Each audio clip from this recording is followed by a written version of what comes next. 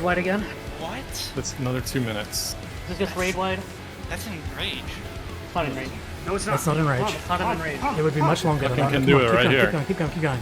This Here, is this is Go, in go, rage. go, go, go, go, go, go! I want to go to sleep. Please, guys. Please die, please fucking die. Let's Let's fucking go! Let's fucking go, boys. God. Oh.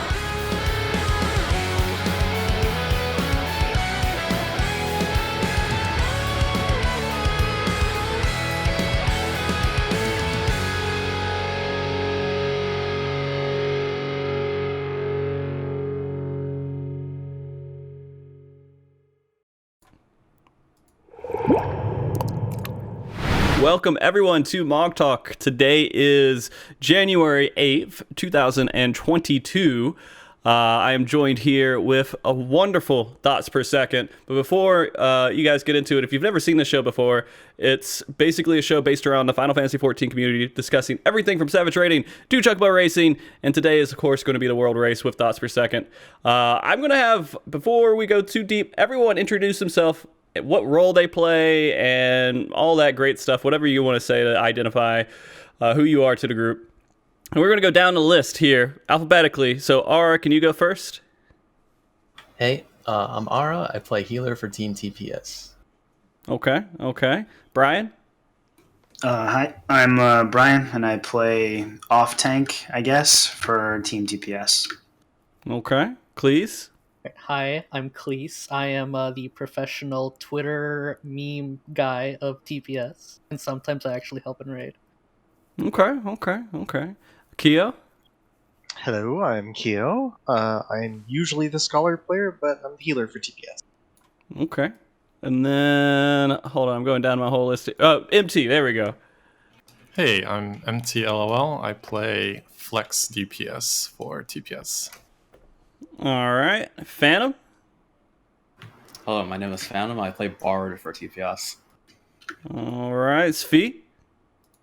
Yep, I'm the mascot. All right. I play not? Black Mage. Okay. I play Black Mage, or well, mostly all casters. Depends on what the current meta is. Okay. And Shen, I think, is going to join us here in a little bit, so we'll skip him for right now. And Sindoff, could you go? Hi, I'm Sindoff. I play tank, usually Dark Knight. Okay.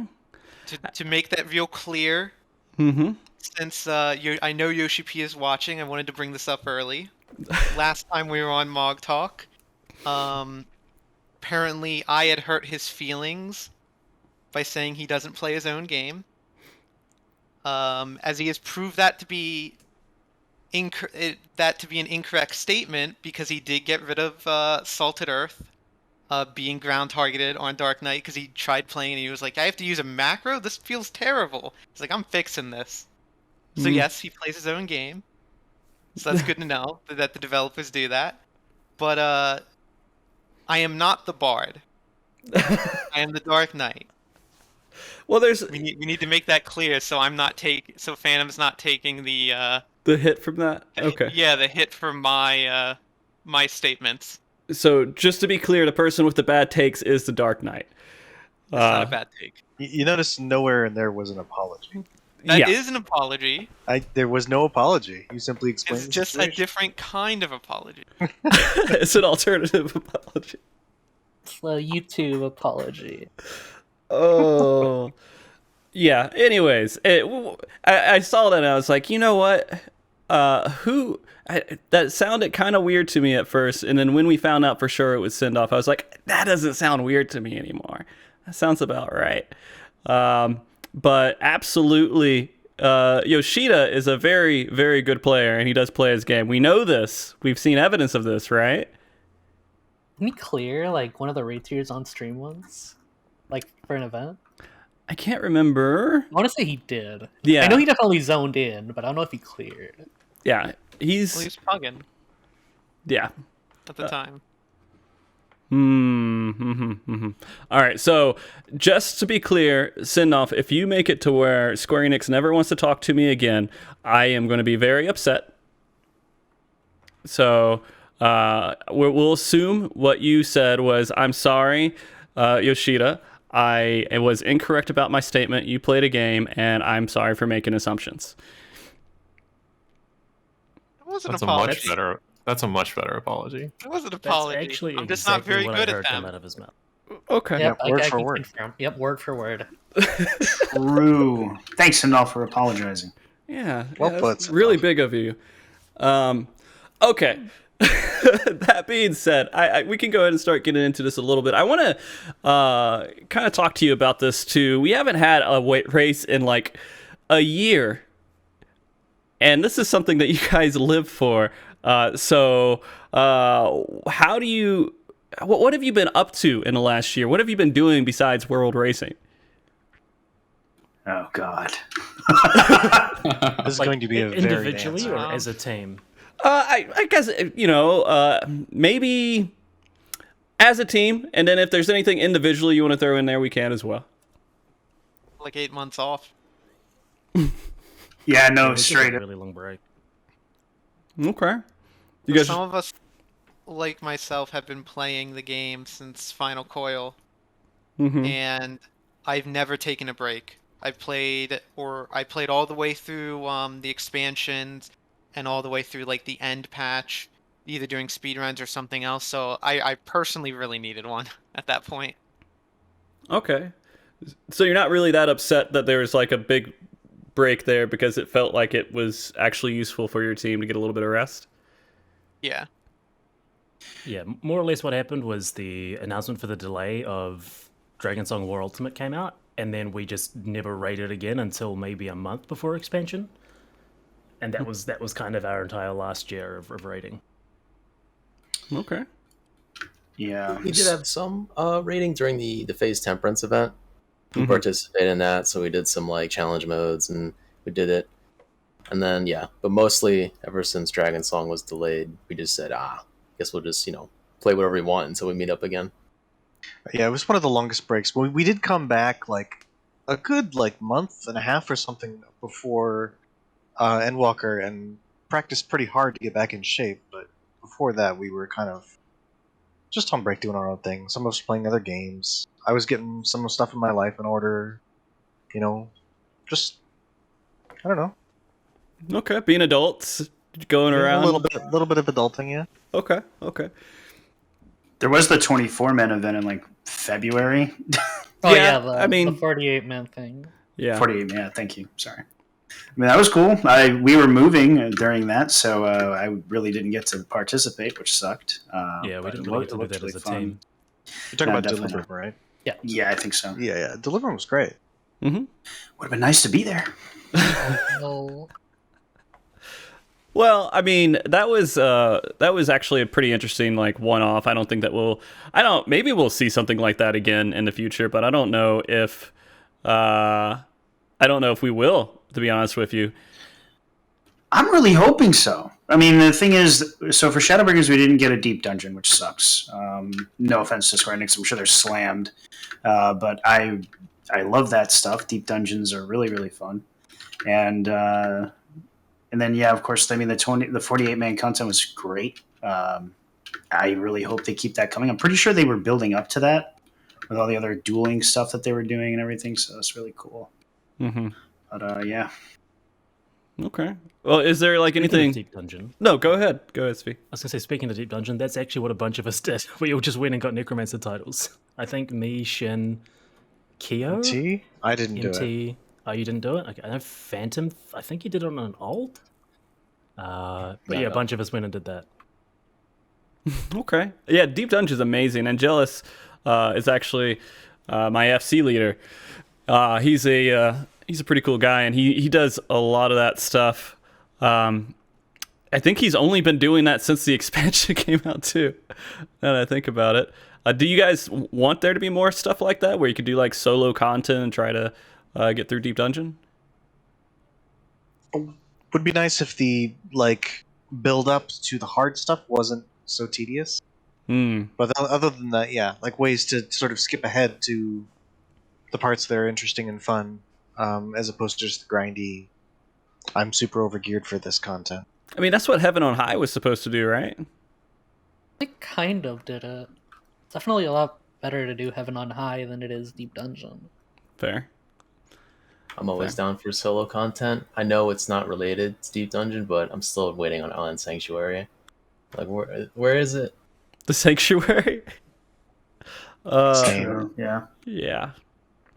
Well, anyways, back to the world race, I guess. Here, you guys all took a break, and you got some rest, and you start practicing a little bit beforehand. When you were going and warming back up, what are some things that you were doing to warm up as a team? Well, there What was did we do the when we first came back? Well, I we mean, did the like go there ahead. was the mixture of the Fey Temperance stuff that we did that we already spoke about. We did that as like warm up, and then we went into what was it? E12S with some more restrictions in place.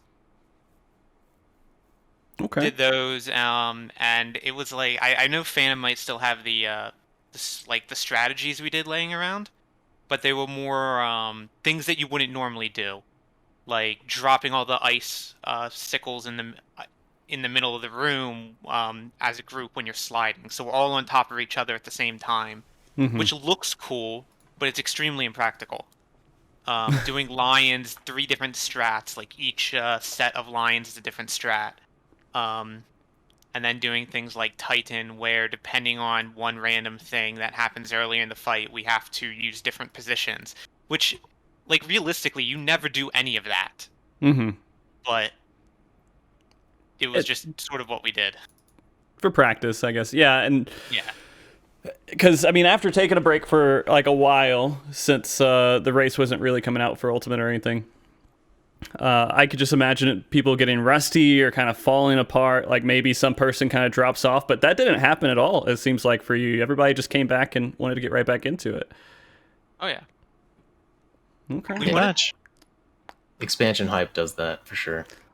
To be honest, it's weird with this expansion. This is the one I was actually the most excited for out of every expansion so far.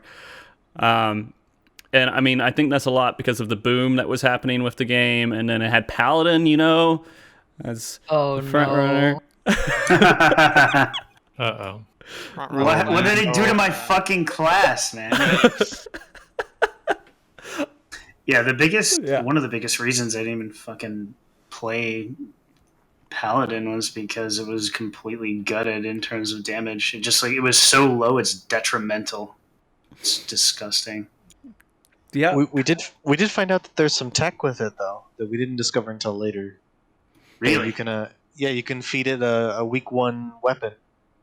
It's the only job that can do that, and potentially makes the difference. Weapons are pretty good. It'll make up some of the difference. I don't think it'll make up enough unless you're playing very well. But Paladin you'd also is need to go out unfortunate. and do a bunch of expert roulettes to get that weapon. So I don't think it'd be worth bringing into World Prog. Maybe Yeah, for like for week 1 week 1 stuff, casualing. yeah. Yeah. For groups that are a little slower, but yeah. That said, I'd much rather the issue be a damage problem than the actual gameplay. Because, you know, Ninja over here would ride you, but Paladin, if you buff its numbers up a bit, the actual gameplay of the Paladin is pretty sick. Like I really like what a lot of people say it's really good right now, like the way the combat flows. We actually thought they were going to fix it for Savage because it's such an easy tweak. It's just fixing number, but they didn't. So Yeah, I wonder why they didn't do that. I feel like there were a bunch of classes they needed to buff.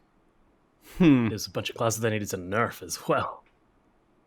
The balance changes that happened, the lack of them in 0.01 and then the very few there were in 0.05 were really strange. Really strange. Do you think that maybe they were thinking they didn't want to throw like curveballs at people who are going for the world race and let them just have what they, was already there and work with what they knew instead of making you change last minute? They didn't shy away from it before. Why would they shy away from it now? You know what I mean? If it's just the numbers thing, it's not really like a problem, right? The class plays exactly the same. I'm assuming they're not just gonna revamp a class at 6.05 like they did at some point. 5.4 Monk says hello. I'd say, what is it, 4.05 machinist gamers? Sup? Didn't they change a Or healer? was it 3? I don't even remember. Oh, they changed a healer? Didn't they dramatically change a healer at one point? Keo, someone? Astro. We're talking about Astro. Creator Astra? Is that what you're talking about? Yeah. No, I think it was Somewhere in Brigade. chat? Which Astro one? got changed. I thought Because it was like, verse. if you mean verse, don't think there's any huge changes for healers in verse. Gate was different though. Astro went through a ton of changes at the start of Shadowbringers. Yeah. Yeah, that's the class that did, yeah. To be fair, Astro was very unplayable at the start of expansion. Mm-hmm. So it was like I remember my group was like learn how to play Astro, and I play it for one day, and I'm like I'm not even bothering practicing this class. Not only is it extremely unfun at the time, it just wasn't good. The amount of like effort to reward was extremely high compared to White Mage, where you just press glare. Yeah. So I actually think one of the reasons we didn't get like massive buffs or changes is because we've talked in the past sometimes as a group like how does SA actually do some of these, and some of it might be off of play numbers. And Yep. one thing we saw at least with tanks is very strange. Paladin and Warrior are the most played tanks. Paladin needing buffs for sure. Warrior needing a little bit to compete with high-end Gunbreaker and Dark Knight. Whereas Dark Knight and Gunbreaker have the lowest numbers, but they do the most damage. Now, granted, you can make arguments about whether or not Dark Knight actually has mitigation or not. That's kind of up to depends on how you use it. But that might play a factor in all this because they're like, oh, a bunch of people are playing these classes. We don't need to, but we also know Dark Knight and Gunbreaker are cracked right now. So why make any changes to the tanks? And then you could see something similar in the healers with I think it's Astro and Scholar are the lowest used healers. Like there's over 2 times as many White Mages as there are Astros. My source for this being like FF log statistics. Like these are just the people who upload logs. For sure. I mean, in any metric you've ever seen out there for like censuses and whatever, you always come up with White Mage being dramatically overplayed over any other healer, regardless of balance. Just like that. Yeah, same thing with Summoner. It's in the same boat right now, where it's until this patch it was somewhat weak, but it had a huge play rate anyway, just because people like playing Summoner. It's also new and shiny, so there's that. Well, but that Sage is one- getting that that treatment one- too. That one did get buffed though. Summoner got buffed, even though it has that very high play rate. So maybe that isn't what they look at exclusively. It's probably a combination of things. Yeah, it doesn't matter how strong or weak White Mage is, it's always going to be the most played healer. Like, it's got nothing to do with the strength of the job. Yeah, it's just White Mage is like the classic healer. Like what other healer, if you play Final Fantasy, throughout the years, do you think of another healer besides White Mage? Exactly. Yeah. Now, what I think also is though a little strange that they didn't do is the range DPS. That's a strange one right there, because like you can look at the clear rates for the end boss, and like at least right now with uploaded logs, like 82% have a bard, and for a while it was like nearly 100% or 95% bard. For the first 13 to 15, somewhere around that mark, it was 100% bard. Which, yeah, it's not surprising to us, but it's surprising that they didn't change it. It's egregiously out of tune with the other two range DPS. Yeah, I don't know what they were thinking with that either. I mean, so you said the first 13 were all like bard? First 13 clears? Something like First that. It was 15. like a bit more than 15, I want to say. Hmm. It was like this big a post Momo made on Twitter that was like, look at the Bard setup as of now, and then it was literally just 100% Bard. The thing is, it's not just this tier. It seems like they just Bard has been dominant through this entire game's existence. I don't think there's been a single point in history where Bard wasn't the meta fizz range at all. It's always been there. I want to So it's say strange. Midas, but Yeah, Midas was the exception to that. Oh, you're right. There was a brief moment there where it wasn't, and then double ranged came into prominence in Midas as well. Yeah, they started just seeing it again. Well, that's because of Dragoon, right? Partly. It was also mostly just the fact that they buffed Machinist and then they buffed Bard and they buffed Machinist and they buffed Bard and kind of went through like this feedback loop until the job was basically broken. It's a lot to do with the class fantasy too. Like Bard is the only job in the game with a bow, right? People like that fantasy, or like that kind of archetype, so they'll just pick it. Mhm. It just was exacerbated this tier because Bard is up and beyond outclassing the other two ranged by like miles. It's not even close. Yeah. Bard's like a third melee if you're running like 2 melees in terms of damage. It's crazy good. Yeah. Well, I mean, like the lack of changes was something that I think surprised a lot of people, and I hope Square Enix says something to that about why that was the case, but maybe they won't. Maybe they'll just leave it alone. But yeah, I mean, it's over now. If they're going to make changes or not make changes, it doesn't really do too much with the race, though. Fortunately, right? Because you guys have everything leveled up.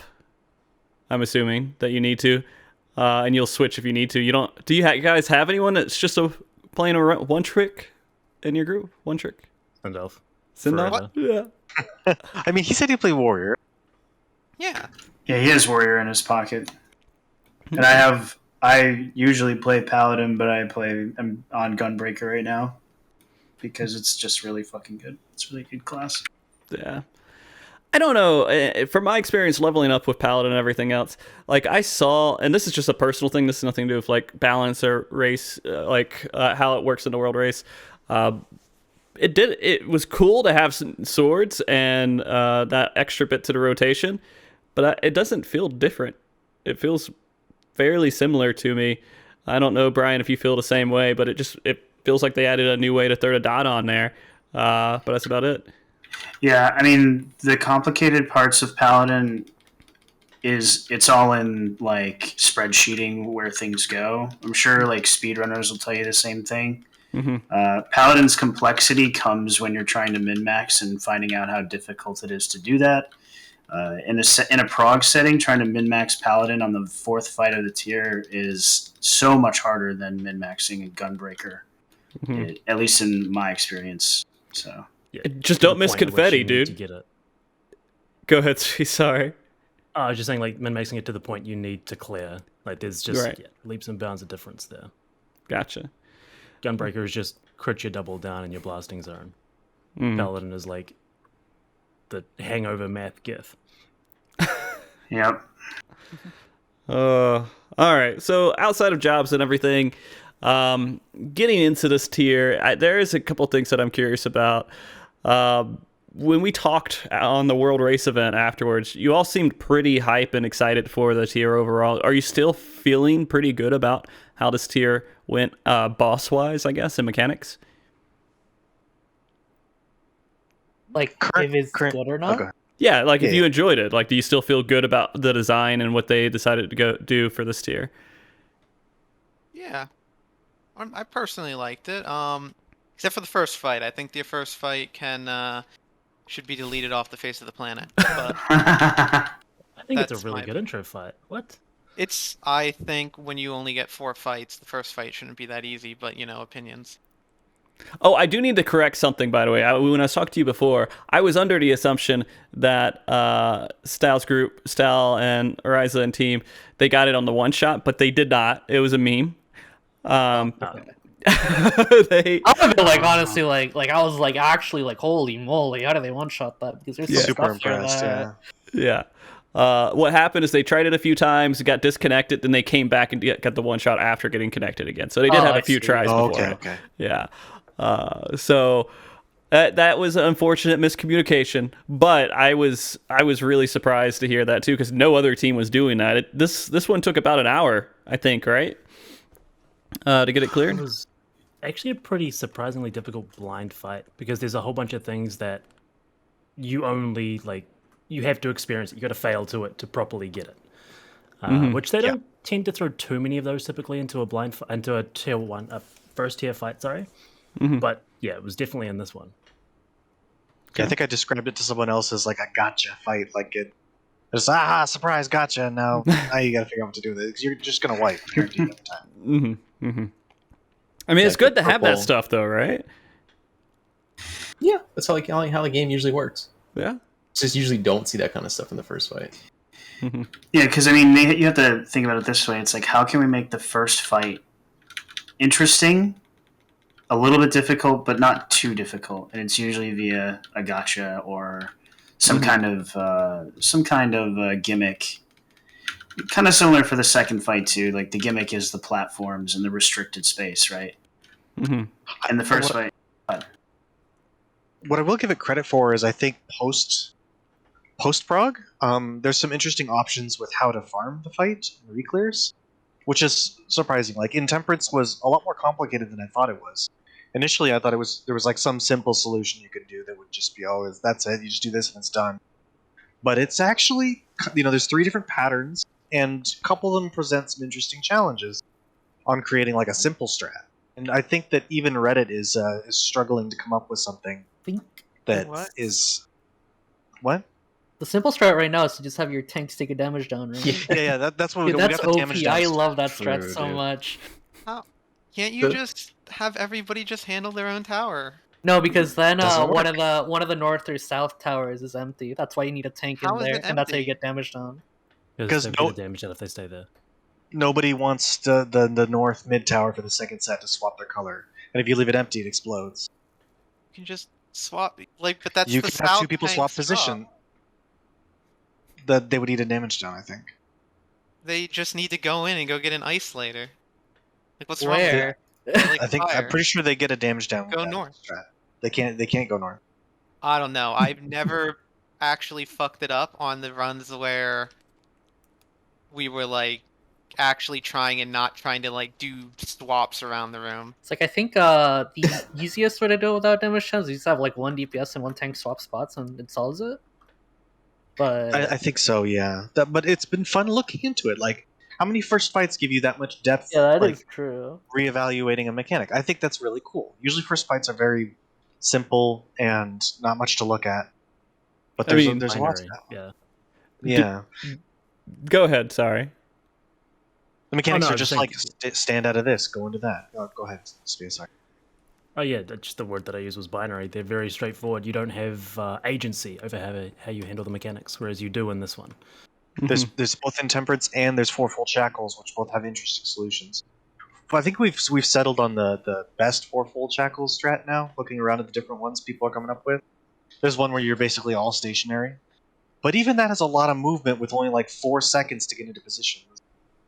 So I don't even know if it's best, but I don't know. I like the theory crafting this year. It's been great. Good. Has Party Finder settled on any of those strats, or are they just all over the place? They do damage down Intemperance, and I think they do stationary positions. Yeah, they do. Yeah. That's all I know for 1. I don't know about the other fights though. Expedience. Yeah.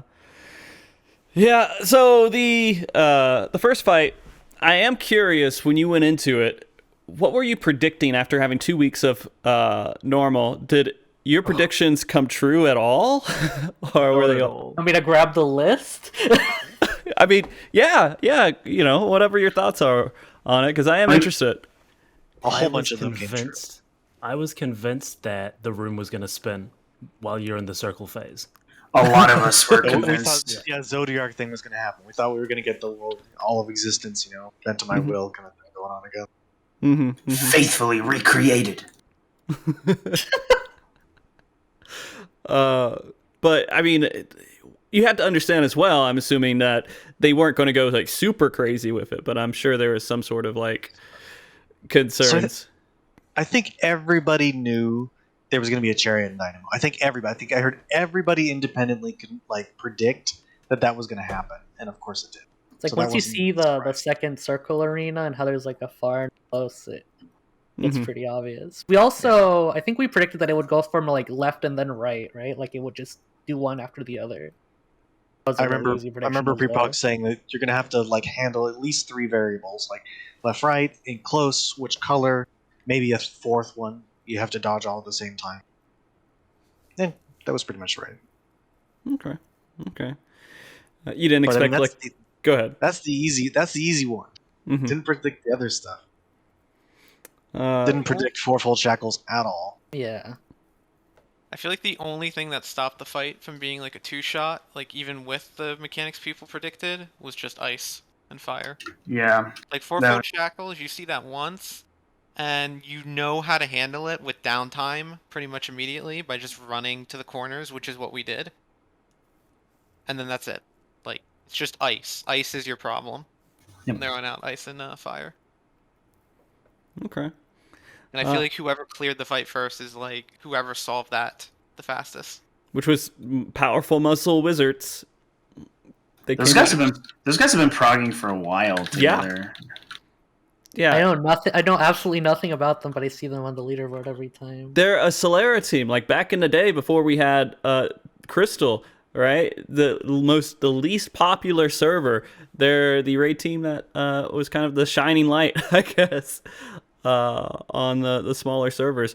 And it was actually I've talked to them before, and it's really interesting. They just a couple of guys that just want to play together, I guess, and they are happy on their smaller server. But I mean, I guess that saves queue times, right? Honestly, I wish I was on a smaller server. Yeah, maybe they're on up something. at like 4 a.m. to make sure I can log into the game. Yeah, I think Muscle Wizards are onto something. Yeah. But I was surprised by that. I don't think they've had a first before in any category at all. So definitely congrats to them for getting that. And I think they got it like one pull before you guys got it at like 6-minute difference or something like that. We did really poorly on the first fight, right? Like we actually were like 3rd or 4th. Oh yeah, I thought Entropy. it was 12. I thought it was 12 minutes looking at your sheet, but it might. You were at 0.7, they were at 0.1. Entropy was at 0.5. Oh really? That's Okay. what I'm thinking. Yeah, okay. Yeah. I mean, and we can also talk about that. Go ahead. Definitely could have killed it a lot earlier. I think like we saw Enrage, but we'd done something that pull like really terribly that it should have died, and that was maybe 10 minutes before we killed it. So we had the ability to win it, we just didn't play well enough. We messed up one of the ices, pretty sure. We did something wrong there, and it just blew up the whole group. Yeah. Then we like zombied our way through it, and then wiped to Enrage. Wait a minute, you guys wiped to Enrage on that fight? Yep. I think it was a whole bunch of deaths. Yeah, Yeah, it was and like then a bunch of deaths. Yeah. Okay. I seem to remember debating like, do we really want to just go to Enrage versus just wiping it and starting over right away? But we decided to keep going. It's mostly just like, first fight, maybe the DPS check is like very, very, very lenient. Yeah, we were hoping for a verse tier where Ramu casts like lightning bolts 7 times in a row, but I think it was only like twice. Like, oh man, please be verse, please be verse. Like, it's Enrage. He starts up the like Furies 14 or whatever. This long cast, just very slow, and then starts up another cast after that, and you're just like, what the? When is the Enrage? I mean, Ramu's a really calm guy. It takes a lot to get him mad. Yeah. He had a lot of energy to him. It's, that's a cool guy though. And you can ride on his back too. Dude lets you ride on his back. How weird is that, right? The Ramu fight, you get him as a mount. That was the weirdest thing I think I remember. Yeah, I don't know anyone who actually actively uses that now. I wish it would have just been like the flood of birds from like 7 as a mount. That would have been like the best. Like you're just like in the middle of all the birds and they're like you have like a bunch of birds just like flying and you're standing on like on top of them like chilling. Like the cloud mount? Yeah, kind of like that. That would be kind of cool. That'd be pretty easy to make too, I would think, but I don't know. Yeah, there you go. We got an idea. Square Enix, check to thoughts per second here for their mount idea. I'll never do it. Probably not. Well, now imagine for a moment somebody actually did do that. Now imagine 100 of those descending on you in the middle of a hunt train. It's terrifying. That's great. It's going because of the way the birds move. They're going to basically destroy your screen. I mean, they could just be like a texture instead of individual, like. But I mean, I don't know how video games work. So. You can't reuse assets then. Maybe. Anyways, is there anything else on the first fight you guys want to talk about? It's hard to remember, I'm assuming. It's more so that the fight's very straightforward. Like it doesn't do a lot of damage. The shackles are just 4 in, 4 out. Mm-hmm. Chariot Dynamo we've seen a lot. Yeah. It isn't much. But to it was talk- very, the but it only- was very punishing. If one person was dead for a mechanic, things would go south really fast. Mm-hmm. So you couldn't recover very well, which is sort of what slowed it down, made it not like dead in 30 minutes kind of thing, you know? Oh, one thing. I'm pretty sure that Tank Buster is like that first line that goes off is actually a tank intercept, where one tank is supposed to stand in front of the other. It is. Yeah, we never encountered that. We never figured that out. No, it did. No, we did, and then Sindolf told me not to do it anymore. Oh, really? Yeah, because I was like, Yeah, I was not a blocking wild it. charge. I was blocking it for him, and he was like, "Stop that." There are I'm two- bragging. So the word wild charge is like overloaded term. Yeah. Because there's the kind where you have to be in front in order to take the damage for someone else, Mm-hmm. or there's the kind where you're just taking a debuff for someone. Like Yeah. in Yeah, this like a tank case, I'm pretty intercept. sure that whoever gets hit first is actually the one taking the debuff. So the way we handle that then is we did a tank swap there, and the other tank would go like far or something. Oh, the command Yeah. is working. Damn it. Oh, damn. I guess we aren't here right now. Shit. Damn. Maybe I gotta change I that. don't feel so good. Oh, no. That Spider-Man movie was real good, by the way, man. Just real quick tangent. That last one, fantastic. So random. Anyway, That is so random. no, he said he's fading away. That was not feel so good with Spider-Man from the Adventures, and it all kind of clicked together in my head. All right. I don't watch Marvel movies, so Okay. Anyways, we'll get off that topic. What were you guys saying before I realized that I still have commands that are active that shouldn't be active? question. Oh, yeah. Go ahead. It was a tank buster, right? Yeah.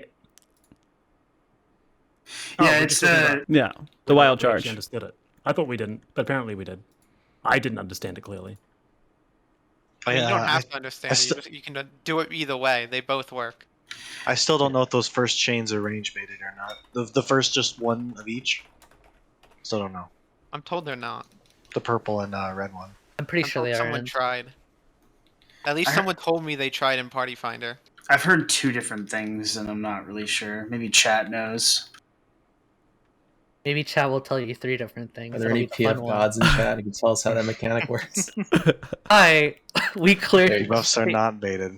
Okay, they're not baited. Says chat. Okay. There we go. We fixed the command. All right. So that's it, I guess, for the first one. I mean, graphically, did you guys enjoy the fight? Did you feel like visually it was a fun fight to go through? I thought it was conceptually interesting. I mean, it's a dude swinging chains around, and we haven't really seen that weapon before in the game, at least not to my immediate remembrance. So Thematically, this entire raid tier owns. It's basically like a Castlevania game, and I love it. Yeah. All right, I have a complaint about the first boss. Okay, so this guy Okay. is a specialist in chains, but he never chains players together. Yeah. Kind of does. Oh, he kind of. That's the close change, the purple. He one. I mean, he doesn't- never put doesn't you in a really. jail either. Is that what you're I into? really didn't like. Some people are into that. He did never like root us in place either, did he? nope. No, we thought that he would root us in place because that makes sense, like chains. It's a chains. You think he'd like bind you or something? No? Hmm. You feel like Yeah, puts we- you in pairs and like you can't break it. You have to move together. It's that kind of thing. We actually thought he would freeze us in the towers, and that we would have to sit in the towers for a really long time. I was like, okay, he's a jailer, and that mechanic is going to come back. So what if he freezes us in the tower, and we have to pay really close attention to which tower we get frozen in, or like jailed Then the in? room would spin. And then the room would Then spin the and room move. would spin. Yeah, dude, we had all kinds of Like crazy. Zodiac would ideas. just show up in like the corner there. Mm-hmm. I did like how when he does the Chariot Dynamo, like he pulls out his arsenal, like, "Ooh, I got a ball and chain over here. a chakram over here. It's pretty cool. And Sindop's the only one that just really didn't like that fight. Yeah, I was thought not it was a kind fan. of. I thought it was kind of boring. Okay. It's I mean, I like it. I like Yeah, it guys. post prog, but in prog, I thought it was kind of boring. I think it is probably the best expansion intro fight that we've had yet. wrong. That's No easy. way. It doesn't beat Chaos. No way. Chaos No, is expansion Expansion intro. intro. Expansion. Yeah, Yeah, as in that's- like we're it's teaching all Eden. the new people how to play the game. Okay. To be fair to Keo's point, it is like a very low bar, but Sfia is right. I think it is definitely the That's best. definitely fair the point. best first fight of a 5th expansion of an MMO made in Japan. Like in the I think the issue, Goku was saying Eden, but I think the issue of Eden was the 1 minute cutscene I think most people had with it, right? Yeah, I- I'm glad we didn't have that this time, to be honest. Yeah. You gonna say you liked it? I was gonna say that it was a great bathroom break during Prague. Nobody actually can go to the bathroom that fast. I think I you don't could know. I argue did. that- I think you could argue that E1S is more fun than this, as a better intro to this. If you exclude the cutscene, Okay. it was a really good fight. It was okay. I thought this was better though. Okay. Okay. So going into the second fight then. So again, same kind of question here. Expectations you had for this fight and what you actually encountered. Like, what were you thinking? I think we expected like puddles, right? But that didn't happen. Yeah, persistent puddles like lingering after you do like tainted flood or something was one of the Yeah. guesses we had that just didn't come to fruition. I mean, Nope. Go ahead. At no point in the fight does it actually require you to assign 8 individual players to the bridges, because you can fit 8 tainted floods on the bridges if the platforms are all covered in water. That is And I something remember- we thought was going to happen. We thought all of them were, it was only one at a time though, right? Yeah. Yeah, we had so many ideas for how the real estate would work in that fight, but the fact that he makes one corner of the room dead basically killed all of our theories. Yeah. Yeah, All the theories were useless at that point because he just locks the platform down and you can't use it. Was that most of what you guys were thinking? Like, just... All right, so you realize there's one platform that was not there anymore. What was the first, I guess, wall that you saw when you were doing this fight? Like, going into it now, you're thinking, hey, a lot of our thoughts aren't... Like, what we were thinking was going to happen is not happening. What was that first Gotta wall be you hit limit cut. afterwards? Limit cut? Limit cut. Okay. I don't think anybody really expected there to be a limit cut in that fight. That was totally new, yeah. Yeah, you know what? Like when we're thinking back on it, a lot of our predictions just completely fell through the floor in that fight. I think like a lot of the stuff that we predicted was not anywhere near what the boss actually ended up doing. I think it was also the fight we had the least predictions about. Yeah, we had some ideas, and I think we've listed those ideas. We thought we'd be trapped on platforms. We thought that maybe the platforms would become unsafe because of bubbling. We did make that prediction because I mean, there's a grate on the platform, right? Like, you know, it's probably going to bubble up. But we thought maybe it'd be like way later or something. It's like I don't really remember there being a fight like that in 14 before, so personally I like it because of how like different it is. Okay. Like the difference I agree as with in that. like what? As in like in their raid design in general. Like they kind of just went away with boss positioning since they just let you hit the boss from wherever. Mm-hmm. But then they made the boss like do a bunch of like jumps and other things. I thought it was really cool. Yeah, it's like a more experimental boss than what they usually do. I mean, that's the Especially second for us turn, in though, that fight. right? Don't they do that a lot on second turns? Well, think about it this way. Usually there's some sort of gimmick on a second boss fight. Like, for example, in E2S, the gimmick is that the boss has, like, very specific protean positions you have to be in, and you have to adjust based on that shit. And in that boss, there isn't a whole lot of protean or anything like that. It completely subverted our expectations, to be honest. It's just different. Okay. He isolates he knocks out one platform, then throws stuff at you that you have to run around the room for. in that confined space, they actually made it feel even more confined, which I thought was really cool. Okay. I guess this fight took you about an hour and a half, so one lockout. You guys were able to get the clear on it, right? Yeah. Yeah. Yeah. I don't think anything particularly held us up a lot on that fight. We kind of went through everything pretty quick. Limit cut took too long. Yeah, that's about it. Limit cut took too long, and the very end of the fight, we had to do that twice. And the only reason I feel like we got through that is because we sort of zombied our way through the last mechanic. Yeah, we had a little bit of. I mean, we had a little bit of a hiccup in that fight, but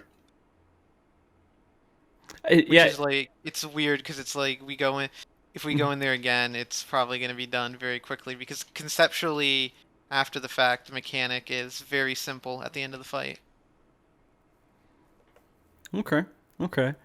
So I mean, I would guess this would be the first two fights are supposed to be the ones that kind of like get rolled over, right? So in your opinion, this is what they should do for second fights, or are they a little bit off the mark? No, I think the second fight was one of their better designed fights overall. Okay. In terms of difficulty, mechanics were really good. A lot of dancing, very mechanically heavy second fight, but still forgiving a little bit on the execution. I don't know, except for a couple spots, couple like surprisingly tight execution spots, like the pushing arrows into coherence was very surprisingly difficult, and I liked it. I don't know. I think it's a good poster child for how you should do a second fight.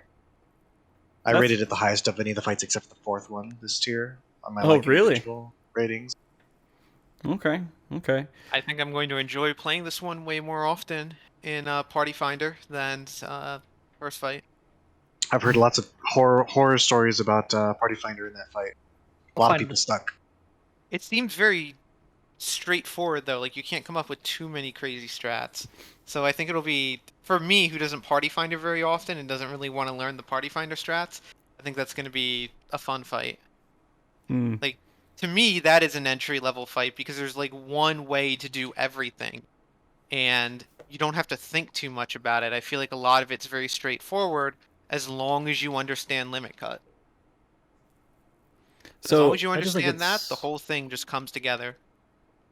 I think it's kind of messed up that the fight's called Hippocampus, but it's not even a hippo.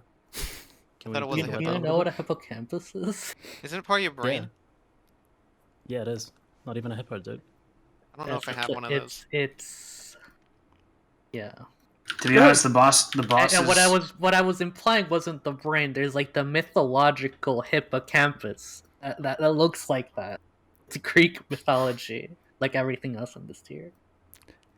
Have you guys learned you have to understand lore, mythology, and everything else to clear these fights quickly? Interestingly enough, that actually hurt us in the last fight. Yes. Oh yeah, the Chalmus. Yep. Then that word, we had no idea. If we had used a dictionary to look up what that word meant, we would have solved the first mechanic of the fourth fight a lot sooner. Wait, what does Chalmus mean? Cloak. Cloak. Uh-oh. I thought it was like some chalice he had on his sword or something. One of them means his sword, one of them means his cloak.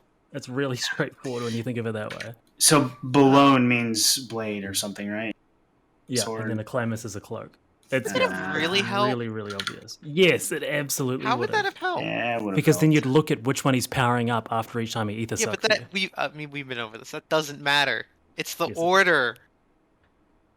The order doesn't change. But you're not wrong, but it's if more. The order it's change, better to it understand why. Makes it more obvious. Like we literally solved that through trial and error. Yeah. So Koji got you guys basically, right? They're just like, if you're not an English major, you're not hardcore raiders. MT. You got lobbed it again. What does the Japanese say? Yeah, I knew you were gonna. I have to go back and see. I don't remember. Okay. But going back to the second fight for a little bit. It's gonna pull out the katakana. JP just says, cloak in the ability names. It's stuff like that has happened before, so I'll have to double check. Let you guys know. I mean, When that's was with the Ultimate Coil, right? Bahamut. It was in Bahamut, like you had to look at only the kanji for the nail stuff, and then it was like Starboard, Larboard versus left cannon and right It cannon. was in left Japanese. cannon and right cannon. Yeah. It was very easy for me. All right. Did you guys? I guess the second fight, we're pretty much done with that. Is there anything else that we want to throw in about the second fight? I think so. It's actually probably more straightforward than the first fight. I mean, we could So- compare, like, in since Voidwalker versus this, because that Voidwalker was like the second fight, right? Versus of Yeah. that expansion versus this one, and I felt like Voidwalker was like a fun fight, but the end killed most groups. The cycles? Yeah. Yeah, cycles fucked people up, man. Yeah. There is one other thing about Sure. that fight. It had a bug in it that It's was not a revealed bug. later. It's not a bug. No, That's- it's in the they patch ch- notes. They changed it, yeah, but it's not really a bug. It's just intended game mechanics working in a bad way with that mechanic. That is a bug. We call those bugs. Is it a bug? It's doing Yes. exactly what the game We is call supposed those to. bugs. Can you guys I mean, yeah. explain that to me a little bit? Because I feel like I missed So- that completely. The way I understand it is like if you get knocked back from the water arrow and you zero out the damage, it can't properly knock you back, so you just die. Okay. I thought it was that it didn't calculate that you took damage, so you failed the Yeah, mechanic. I and thought died. that that's was what it there is. as like an Something like anti-tank that. invuln strat, but then I thought about it for like 5 seconds and realized that no, probably not. It's just the way that they attach mechanics to damage sometimes, and if you zero the damage, the effect, the added effect, won't go through. Is more or less what was happening here, and that didn't go well for this particular one. Okay, so that was a design issue overall. Because, I mean, yeah, like Sophia's saying, that's like intended for some fights where tanks don't get knocked back or whatever when they don't take damage. But this, you needed to get knocked back 100%, and they were putting a way in there to prevent that, which is a bad way to put it in there because you typically want to not take damage, right? And so making that as a bad thing is I guess It's like I don't know, tanks that's weird. zeroing out dots by taking 0 damage. It's the same premise and the same like sort of mechanic going on, but it just works against you in this case. Okay. Still a bug. I guess by Somebody definition asked. it is. Somebody asked me yesterday, did that ever happen to us in Prague? And I said I don't think so. It did Do you not. guys? But we It did we not. did have a death though, at a range that I felt was far enough. It might have been right on the line. There was a time when like Shin died. I'd have to check the footage sometime. There were a couple pulls where I did crit deploy that mechanic, so I would think it would have killed somebody, but I don't remember, or at least we didn't understand at that point that was what caused the death. I think I skimmed through the footage because somebody had asked me the same thing, and I'm pretty sure that didn't happen. But I only really skimmed through the footage, so why MMV? I'll have to go find the footage I'm thinking about. Okay. Well, let's go into the third fight then. And we can start talking about that because that's when we start facing like a decent challenge. It takes a couple of lockouts to clear. I think for you guys, it took 3.5 hours. Does that sound right? Yeah. So I guess similar thing. What were your expectations going into this fight? Like, what were you thinking you were going to see? We actually went and did T12 Oh, yeah. before the patch. We struggled through it. We took off gear to make it a challenge. We're expecting Phoenix mechanics. Yeah, what actually ended up, we actually thought we would only jump in there really quick, but it ended up being a little bit of a foray into some of the, or a foray, I guess, I don't know how you pronounce that word, into a lot of the old final coil of Bahamut fights. And we spent quite a bit of time in T12 running around, doing stuff, practicing with opinions and all kinds of other stuff, which surprisingly came back. Opinions are back. You drop them yourself and then you send them through the room. Okay. That was cool. We also correctly predicted that, like, because we saw the Blackfires had like a stack of 1 in normal mode. So the idea is, oh, they probably have more stacks in Savage, and I think we just came out with a way to like remove as many stacks as possible, which was exactly what you needed to do for that mechanic. We actually practiced that specific thing that we ended up doing in Savage in normal. Yeah, we ended up trying to see if you could stand in the center and hit all 4 too, and we realized you couldn't do that from those positions. Like, since we saw the little squares, right? So it's like, okay, you know, that's obviously where the Blackfires are going to be. Wait, no, you place them. I'm stupid. Ignore me. Yeah, you placed them in Savage. So there was a chance, but we quickly found out that they tether. Yep, I remember that. Not to do that. Okay. We kind of predicted a lot successfully in that fight. I think the first thing that was actually a surprise, like, oh, this is going to be a real thing, is what happened during ads phase. Like, we predicted that they would come back to life, but we didn't expect like chained dives. That was a cool mechanic. Yeah, effectively a limit cut. Yeah. Everything before that, I feel like we already had a plan for going in. Okay. Did we predict that the middle thing was baited? Like, we figured that out really fast, but no. But I mean, that's not like a big deal, right? I think like 2 people died to it the first pull. We also predicted who died to it. I don't think anyone did. I think people just survived with a bomb. That's so toxic, Frosty. What the hell? You're gonna figure it out very quickly because a melee is gonna get hit by it. Kind of greed. Okay. Keep going. Sorry. Like, we figured out like Ash Plume or Char Plume, whatever it was. We predicted that there was gonna be like a single orb version of that too. And that was correct. Yeah, there's the spread version in normal, right? So yeah. But I think we thought it was going to be either a stack or 2 stacks, and we guessed it was full stack, and then we just all instantly died the first time we saw it. Okay, it's 2. When we saw the big orb, we were like, okay, it's either 1 or 2. We're gambling. I think this was also a fight where you guys were talking about rotating the fire cross thing. Oh my god. Just like rotating the arena. Well, did you guys overall enjoy this fight? Did you feel like it was a lot of fun to do? Seeing, how do you pronounce that? Like the prop, Phoenix? Yeah, Phoenix. Phoenix. Were you? I thought it was awesome. It was very very quick pace compared to typical third fights.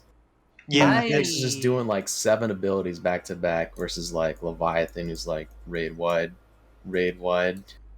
And the boss would build on them too. Like the boss would set one. Go ahead. What if we had 12 fountains of fire and they all went off 5 seconds after each other? Like it. Yeah, it was really cool how they built off of each other. Like they would set up like the plus shape in the room, and then they would make you do stuff in the tiny little quadrant and the tornado. They would do a bunch of mechanics for each set of tornadoes. It was really cool. Okay. You weren't upset at all that they were just doing Phoenix again, right? Like that wasn't something that bothered you. You felt like they did enough with the fight to make it feel good. Like it was like, you know, they definitely were inspired by Phoenix, but it did not feel like T12 at all. Mostly. Okay. Yeah. I think that's my favorite fight in the tier 3 is. Really? It's up there. If it wasn't such an annoying looking arena in terms of your eyeballs. Oh, yeah, that's fair. It would be higher rated for me, but I get so tired of looking at it. It actually makes my eyes. That is fair. The arena sucks. That was a very common complaint. Yeah, if they fixed that, it would be rated a lot higher for me. That's my request to Square Enix. Allow us to queue into a dark mode. Burn your eyes at 2 a.m. in the morning. Dark mode is just dimming the contrast or brightness on your monitor, dude. You know, that's all you got to do. No? True. You know what's funny? They do that they've actually been doing that for a lot of fights, and I'm not sure why that's not like something that's taken into consideration every time they make a fight, because they have done that over and over again, especially with like the, me being on the PvP side. The PvP arena has been blinding for years. For like 3 years, they just left it this bright, shining arena. So, Oh yeah. All you have to do is just turn on the colorblind mode, and that changes the color in the arena. I mean, that is true. That is true. I actually haven't messed with that at all. I was just playing around with the settings here. Yeah, the colorblind mode makes things look real trippy if you're not colorblind. It gets kind of crazy. It was actually, I tried it once when I was doing Boja Fates and Chocobo, and it was actually really interesting because I do think there are some things in this game that color-wise are like things start blending into the ground in certain fights way easier than in other fights, and it really seems like colorblind mode can help with that. Mm-hmm. Although I think SE should actually more so start looking at a sort of like a way for players to customize that, because it'll increase the accessibility to their game. I mean, it will, but do you feel like that's going to be like part of like the strategy? Who can like optimize their visuals? Yes, actually, to some degree. Yeah, because that's just, you can make stuff, if you change the colors like that, you can make stuff look really, really weird, right? And I feel like that kind of goes against a lot of their philosophy with people kind of manipulating the way that the game looks and then making the game look bad in their light. Like, they could really make the colors get real goofy and stuff and post a screenshot of that, and they might not like that. But I don't know. I mean, I agree with you. I think that they should just change it to where it's a little bit more obvious with the visuals and everything. And they have done a lot of good work with some stuff, but you're right. Watching the stream and seeing people progress that fight, it was just red and bright the entire time. And I didn't keep my eyes on the screen the entire time. Same issue I had with Kefka back in Sigmascape, but that arena Yellow. Definitely, Kefka had that problem. Yeah. God, Kefka was very bright, very annoying to look at. But yeah, other than that, I think Phonics, is that how it's actually Phoenix. Hooked on. It's like he's a Hooked phony. on Phoenix. But yeah, that's probably my favorite fight of the tier. I really enjoyed it. Really? Okay. Same. I thought it was an amazing third fight. Yeah, for a third fight of the first raid tier of the expansion, it was extremely good. Well, what honestly. felt Probably better than Leviathan. Yeah. So like right at the end of the fight, I'm maybe getting ahead of myself. There's a lot of different parts of the fight that we really liked, but there's one part of the fight that caught us off guard in our kill video that you could tell we were still learning parts of the fight. Mm-hmm. So earlier in the fight, once you get through ads, the boss does like this. Does like a Shiva optical sight into a random black orb, which is either stack or spread. And it takes a while for that to come out, right? It takes forever for that to actually come out. After you do the death debuffs, where you have to get hit by the eyes that are facing the middle of the room, spoiler alert,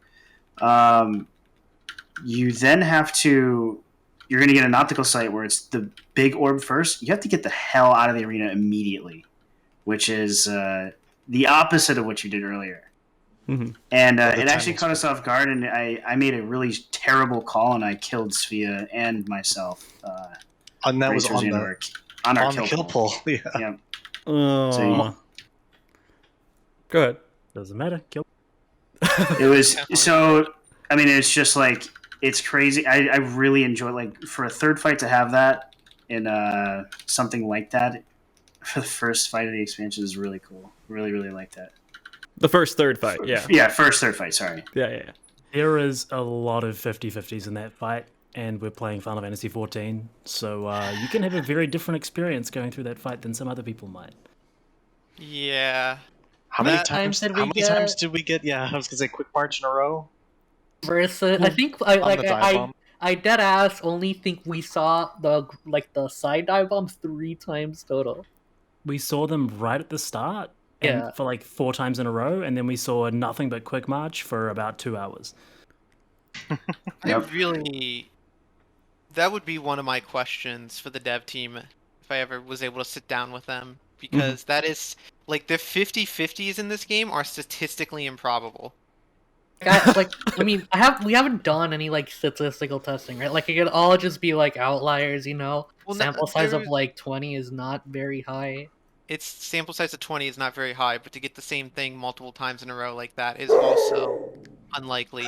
There's also like there's also like that one fun Twitter account that's been popping up, the XIV stats one. Oh, that, yeah. like aggregates data across multiple pools, and you can find that at least with the uploaded pools that people have done, there is there is certain patterns that seem to be more common than others, and I'm wondering if that's in there by design.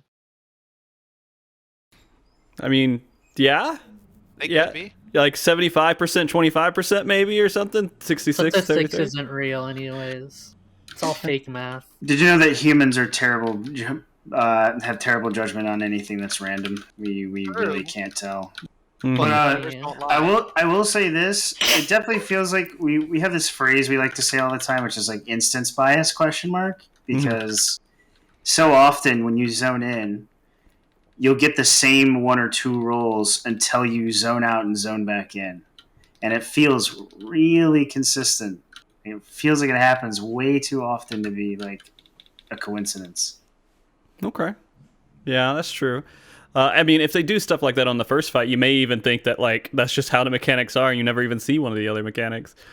I mean, there's like a really good example of that in like if you blue mage A8S, you get during the verdict and judgment or whatever, you get this.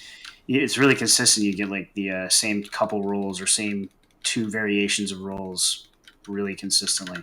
And so a lot of people, on a given player. Yeah, so you start to really think that, hey, maybe there is instance bias. You know what I mean? Right. And then you wonder what they apply it to. It's sounding real tinfoil hat right now. I know, yeah. Just saying. Like if they're doing something like that, how they generate like RNG isn't just the standard. Like, let's go in and just say random.random in the code. It could be based off of something else that's been happening in the fight. Yeah. And so the reason that players are consistent, then you end up with a semi-consistent outcome. Yeah, the reason that stood out to me is because in another third fight, we had another very similar situation, which meant that we got to the end of the fight and had never seen one permutation of a mechanic. Oh, God. That's the sort of thing that can happen there. No, good old verse. TPS stands for the probable seed. I mean, now that you're talking about it, it would be. Jesus Christ, why is the blowing off that dog? Sorry. Now that you guys are talking about it, I think that like it is interesting to think, hey, if you do this one mechanic this one way and you just have no clue that you're doing it that one way the entire time, and they change another mechanic in the future, I would be really curious if they have actually implemented anything like that. But I figured we would figure that out if they did, but I don't know. So we'll see. I mean, that is interesting. I hope they do something like that. Like, if you guys take this much damage as this mechanic or something like that, and just really throw people off. But if they want to give you control over mechanics like that, they have to make it at least somewhat related and tangible and understandable. But right now, nobody can make any sense of it. So we're all just guessing. Yeah. I mean, at the same time, if it was an actual thing, you would probably see it the same RNG all the time in a lot of the speedruns. Which I don't think you do. Well, I mean, yeah, you do. You don't, but I mean, the logs are all going to be exact same mechanics, right? Because the fastest run is always going to be, I guess, like there's only one set of mechanics that leads to the fastest run, I would think, in speedruns, right? Yes, but like, you need to be very consistent with your abilities in order to do that stuff relatively fast. Yeah. So, what's probably going to happen then is, over time, players would have probably started to notice this trend if it was actually player controlled. Yeah. And it most likely isn't. You know what? I might as well ask this because I haven't asked this in a while. Is Shin back yet? Is Shin here? Can't believe Shin is fucking no. dead. He'll be back. He'll be back soon. Been stuck doing real life things that popped up. That's okay. He can. He's here in spirit. That's all that matters. Okay. Well, is there anything else on the third fight you guys want to go over before we jump into the last fight here? Well, I want to say that I like the third fight, and I think it's one of the more interesting ones of the tier. But as like Ara said earlier, I think that's just because of its tempo being much higher. Mm-hmm. It's fast. You're always doing something. There's not a huge amount of downtime, and players generally like that. Like whenever I think about what people seem to consider some of the best fights in the game, it's almost always when you're doing something all the time. Mhm. There isn't as much downtime. You don't have as much rest. You just get to straight in, go, go, go. Mm-hmm. And this is definitely one of those. I at least wanted to go on record as saying something about the healing in that fight. I thought it was really interesting that they gave us a lot of different gauntlet type mechanics where just doing the dance correctly is not enough. And it would kill you if the heals weren't timed in between certain aspects of the damage. Like, for example, when the ads come out and they go into... if you're... This is a big gear, crafted gear, of course. The ads come out and they tether to you, and if you're at full health, the like ambient damage from the boss that's going on there's like little bits of fire rain will strip off shields. And when you're spreading out into your positions, if you don't do something, shield-wise at the last second, people will just straight up die to the damage without anything in between. And I couldn't figure out why that was. If it was like we weren't pulling the tethers far enough or something like that. But that happens multiple times in the fight. I like that a lot as a healer. It was like, it really taught you to be disciplined about where you're putting your cooldowns, and it was very satisfying. So. Okay. I mean, that's been a huge complaint, like, overall, is just how healers interact with these fights, going through them and stuff, and how there's a lack of healing when your team's playing really well. Would you say that, like, this tier felt... I mean, we're only talking about the first 3 fights right now, so I guess it's not completely fair, but would you feel like healing was pretty good for these first 3 fights? Yeah, it was excellent. The healing balance was perfect, and I don't... Like, I complained a lot about healing balance and stuff like Verse. The healing was really inconsistent, and there were huge downtimes where there's nothing to do but broil or glare. And that was not engaging, and it was kind of felt like it was bad design from like a healer didn't play this fight, clearly, because they would have said, you need damage here. But all these fights were designed much better than that. They all felt very smooth from a healer CD and damage incoming standpoint. Okay. And tank damage. Tank damage was surprisingly satisfying. Okay. A lot of it. Good examples of tornado phase, or actually I found that devs actually like to call this phase as Panda Crater, where everything is just shit hits the fan. Between every like mechanical gauntlet there, you need some kind of mitigation or healing, or people just die to the ambient damage. I thought that was pretty cool. And actually, one thing in normal mode, one of our predictions, we couldn't figure out. Phantom pointed out, what are these 6 squares on the outside of the arena for? And we thought they would be like a Y-shaped devouring brand, like when it cuts the arena off. But it was actually just the tornado spots. And the squares are just the knockback indicators. Like, you stand here for the knockback, so you live. So I thought that was pretty interesting. They really did a lot with the arena floor in this fight. Good. Yeah, it was very well done. Also, I did find it funny that one of the healer checks is literally deleted by Macrocosmos. Like, we actually did that in the prog poll. I'm like, this doesn't work, does it? And then I'm walking back in, and instantly everyone hits 100%, and we take 0 damage from the raid wide after, which had wiped us the poll before. Yeah, we And even I'm tank that's LB'd just it. ridiculous. We tank LB'd it. It didn't do any damage, and Phantom is on the kill poll. You can hear him being like, huh? That didn't do any damage. Yeah, he was like, what the hell? That did like no damage. Nice. We had to move on and not think about it because it was so weird. Man. So I do want to talk about this since we talked to healers real quick. I do want to ask the tank question too, because there was a lot of talk about tanks. And one of the things that they said about tanks going into this expansion is that skill is going to make a little bit of a difference with the timing of cooldowns and everything. Do you feel like that was the case at all? Like, do you feel like tanks felt good this expansion so far? I mean, if you're talking about Dark Knight or Gunbreaker, Gunbreaker feels good. I mean, Paladin feels good too. It just doesn't do damage. But the busters, yeah, we were very comfortable for the busters. I felt like we had enough mitigation. But I did like how many there were, and the fact that they were tethers meant that positioning mattered. Because you can't have people all over the place. If anyone's under the boss and the tanks are trying to pick up the tether, it's just like in A3S. You're trying to pick up the tether and it's not going on you. It's very, very frustrating. So, though they are a little bit more responsive than they used to be. I don't know if you remember how old tethers were, but they're miserable to try to pick up. I mean, tethers are much better now than they were in the past, and they're not that big a deal, I feel like.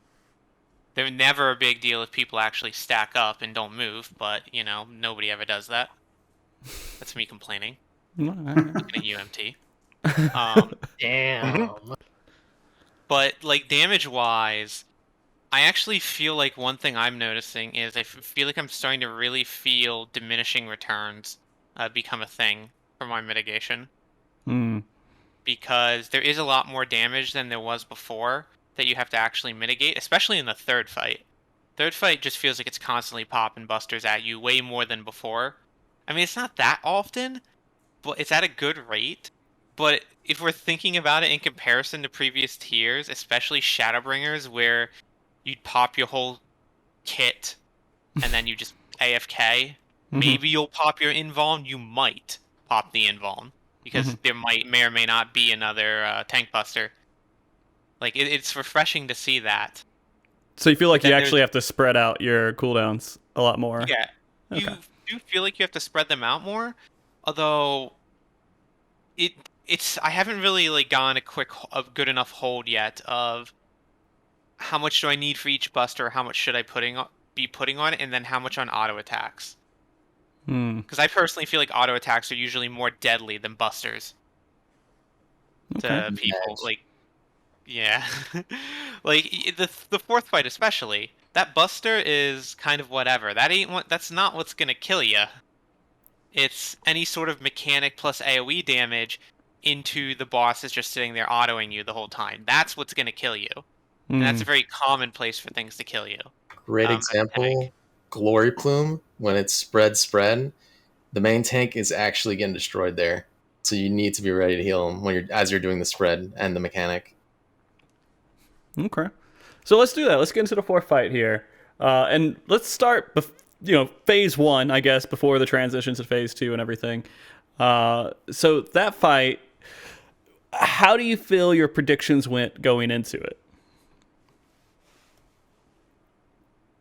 Did we predict for that? We didn't have a lot because, normal mode for P4 is just phase 1, which doesn't have that much mechanics. I don't think any, we predicted that, the squares that were being, used would, actually kill you if you stood in them. Yeah.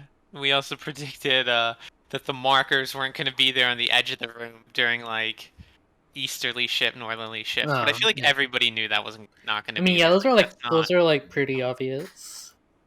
Otherwise, it's actually, I can't really think of many that we actually got right. I think, other than that, I think, we also just did not have that many predictions for it. Okay. You guys didn't think too much about the no tank, no healer kind of stuff that they were doing? I think we predicted that they'd resolve the Pinex in pairs of 2, but in terms of the role-based stuff, there's so many ways they could have taken that, right? It's just be ready for it, I guess. Okay. Well, then again, how'd you feel about the first phase after you completed it? Did you feel pretty good about it? You feel like it felt like a satisfying first phase? It was fast paced. Confusing. Okay. I don't think a lot of the tells for the mechanics are very clear, and I think it's too similar to normal mode. I thought it was not that great of a jump from normal mode to savage for a door boss. Okay. Really? I disagree. The more that time passes, the more I start to dislike P4 in general. Honestly. Really? What didn't you like? it feels so boring. It's like it feels exactly like Promise, right? Like you have that first phase with a relatively tight check and like some mechanics, and the second phase is just like much more lenient DPS check with a bunch of like dances. It's literally just Gaia. If they're gonna keep doing that over and over again, I would not be a fan. It's just I so much love more. that design. It's so much more fast paced than Promise, though. Like the door boss in Promise, like you go whole minute stretches. Like once the like Titan jails or the Titan junction finishes, there's so little going on, movement wise. Like until like there's just not much. You just make a tiny little shimmy over here, tiny little shimmy over there, one little memory game. It's just so little, and this fight is just coming at you so fast with the mechanics that are all very razor's edge. I love it. Is it? There's like a minute like- where you're just sitting there before the orbs come out. Yeah, that's the one downtime though. The rest of There's it's all like pretty the fast. towers and the beginning of the fight, and then the towers are also just like kind of sit there, take a tower. Yeah, there's, I think there's quite a bit of downtime, I feel like. If we were to directly compare them, you could consider the towers and the fact that they're just literally a memory game and a very small like problem-solving thing to be similar to the crystals in Promise, right? And I think the execution and the understanding of the role-based stuff is way harder than Don't Stand in one of these two shapes. Yes. Okay. You guys are like half and half on this, it seems like. Yeah, I mean that's I good, guess, right? yeah. Yeah. Varied opinions on it. There was there's one part of the fight that caught our group off guard a lot, and it's when the boss goes to the edge of the room. There was a lot of we had some issues like with lightning killing people coming out because they didn't realize how fast it goes off. Like he starts casting lightning and has jumped to the edge of the room, and a lot of people are thinking about, okay, what's the cleave, right? They're thinking, what's the cleave? What do I need to do? Do I need to be the side? Do I need to sure cast? Blah blah blah. And then like before they knew it, lightning just goes off and they're dead. And it's like, oh, Yeah. shit, I should have been faster. Personal responsibility on that fight is very high. Like Promise had a whole lot of you could generally follow the leader or listen to a call out and you'd be fine. Mhm. If somebody would say in intercardinal and it's like, okay. Somebody, or the group would move to a position. A lot of the Oracle, what do you call them? The Cataclysm or something? The in-between phases between the relativities. Where a lot of that was follow the leader, for the most part. You could get away with that and mostly do the mechanic. You can't really follow the leader in anything in P4, in Phase 1 or Phase 2. And I like that a lot. Do you feel like Expedient did you guys a big favor on this fight at all with that? Like having to figure out that decision and move quickly? I think everybody likes Expedient. Okay. Yeah. I think like the one really a stat downside. that nobody like, it's so underrated, its movement speed in any game. It's always the most underrated like buff you can give yourself because most games just have like places where there's a lot of movement where you need to like avoid things. Mm-hmm. Final Fantasy is no exception, and just having more time to be able to get to another place Mm-hmm. means you have like more time to then think about what's going to happen next, or other things in the fight. The amount of times this tier that I got, oh, that Expedient's nice, or oh, that Expedience is doing, like random comments in the middle of prog was very satisfying. It was a very popular skill. Were you guys planning Expedient for certain parts where you were trying to get used to mechanics? I tried to map it to specific mechanics, yeah, just so it was consistent and people could expect it, so they wouldn't waste their sprint. And I was also calling it out the first handful of times so people knew it was coming, so they wouldn't waste their sprint. Okay. The amount of times that intangible utility in this game that aren't directly tied to numbers is actually useful is very, very low.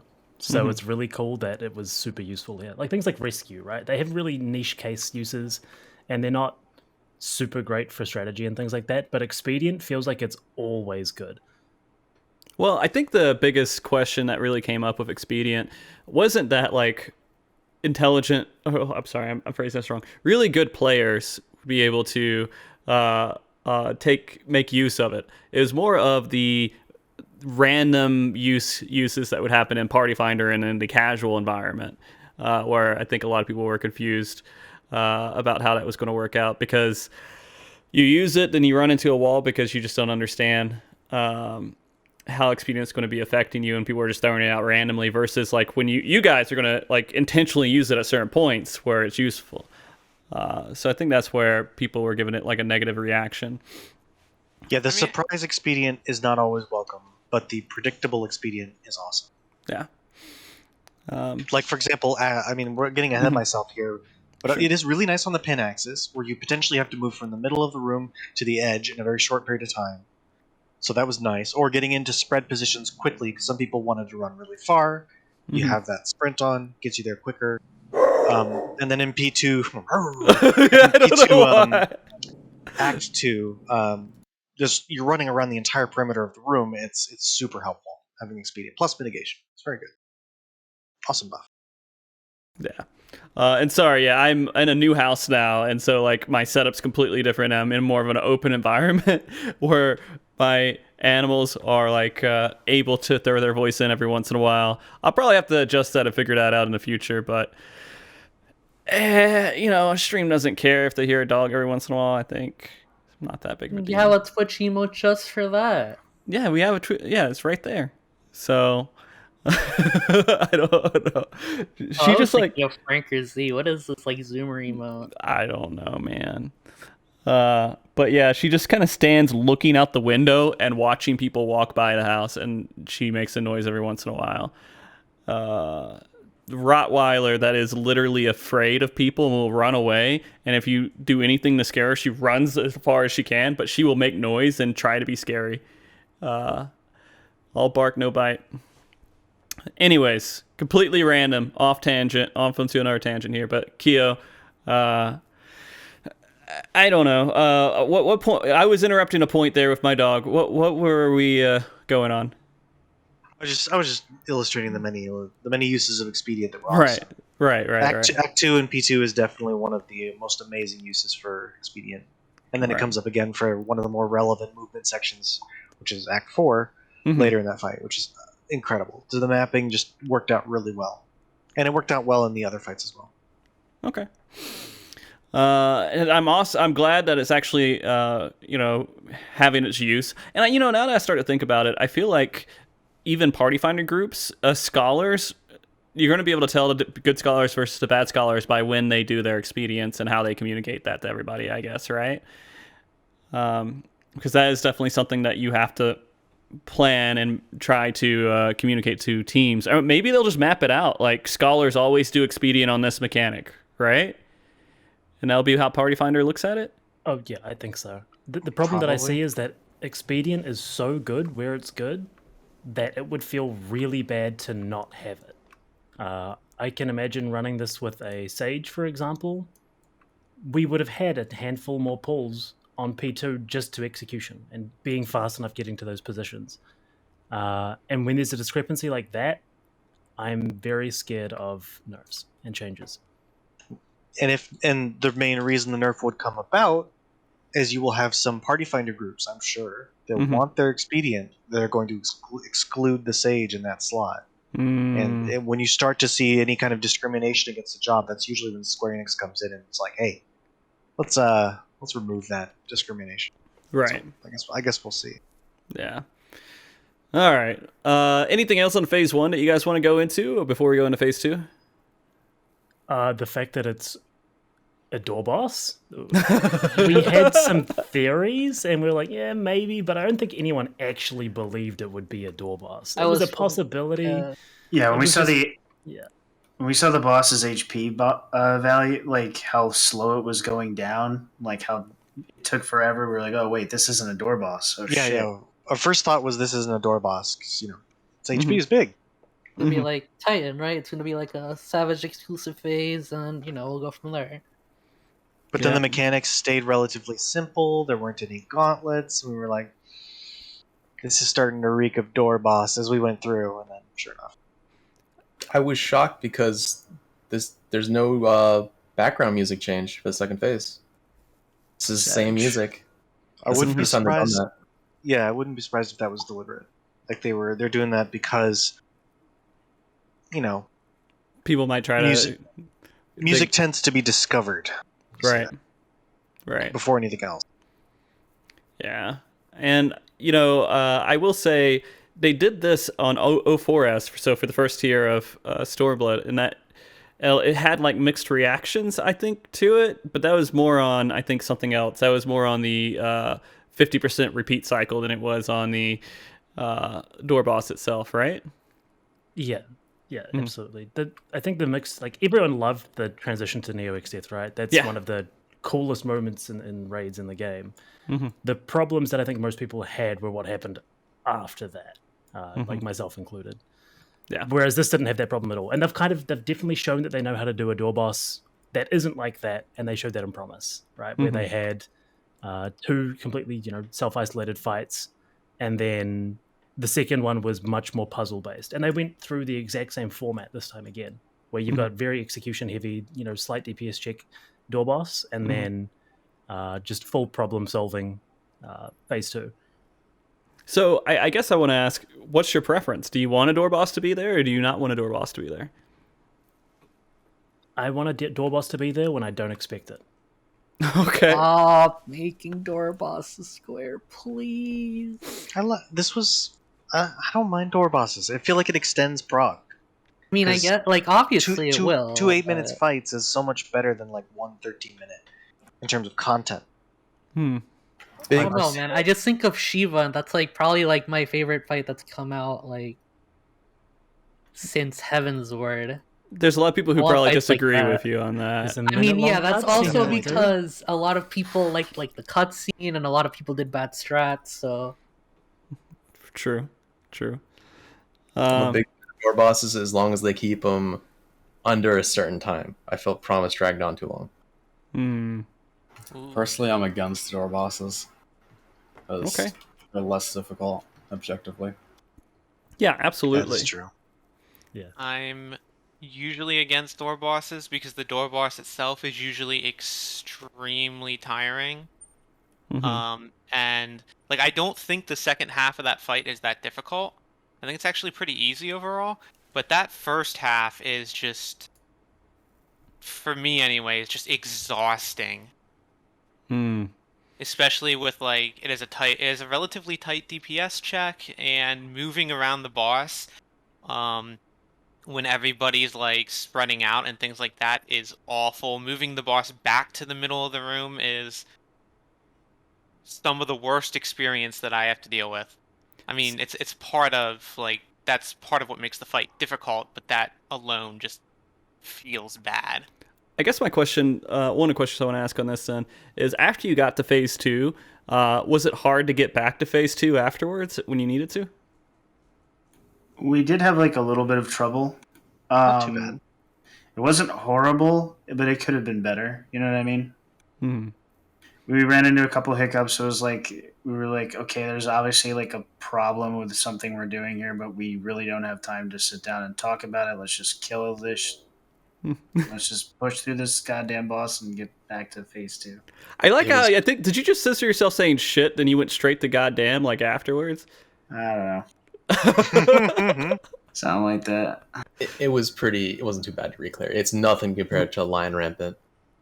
Yeah, for Yeah. sure. The Promise door boss was actually a problem for most groups to get back to Gaia, but this tier, it felt like it was just, I don't think we wasted too much time, if at all. I don't think there was a real burst of difficulty at the end of the end of P1 or phase 1. It's just the difficult part was a repeat of the difficult part in the first half of it. Yeah, it was the same thing. Yeah. How long did it take you to get to phase 2? Oh, we have logs for this. I think it was like about 2 hours. 2 hours. And I think you guys spent about No, it took us less than that. 8 hours. A little over an hour. Oh, just an hour? So you did it in one lockout? There is our first pool that is recorded, which, funny enough, now that I'm looking at the timer, might not actually be correct, so I might be wrong. I have the footage. I'll give you the exact time in a moment. Okay. Because you guys took about 8 hours and 40 minutes to complete that fight. Yeah, ignore me. Sphere wasn't running FF logs. It's like 2 hours and 10 minutes, 11 minutes. Okay. So that second half took about like 6 hours or so. That sounds about right, considering we cleared the door boss, 3 times total? Yes. Okay. We had three clears on Hesperos 1. Yeah, that does sound correct then. Okay. So Go ahead. it took us. After we killed the boss the first time, it took about 13 pulls of the boss, 13 wipes of the boss, and 2 more kills of it to clear the final boss in the end. Okay. Which is, I think, kind of funny because and Entropy also has the logs up, and it also took them that exact amount as well. 2 So hours we both 21. have the same amount. 2 hours 21 minutes is how long it took us on the door boss before we reached P2. Okay. Yeah, I'm looking at Entropy's time difference here too. So you guys were about 8 hours and 40 minutes. They were about, let's see, doing math here, 6 plus 3, 9 hours and 20 minutes. So they had about a 40-minute difference between you guys on that prog. And I'm not sure where that came from. Well, there's a lot of different things in that fight where it could have all added up. But I think more interestingly is that we were ahead by 2 hours after P3. And that we barely managed to grow that lead kind of shows that our standard of play, I think, fell off a bit in the 4th fight. I'm sure most people will agree with me. But yeah, that wasn't our best showing there.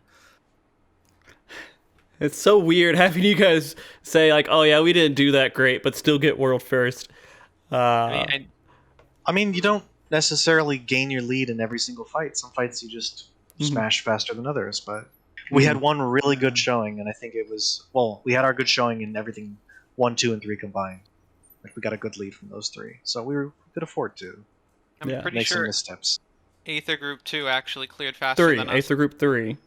3, 2, same thing. I just want to say, they definitely did. I was watching us prog through the tethers and rolls again last night. I was just watching through the prog footage. It took us so long to piece that together. So many pulls of us just not getting it.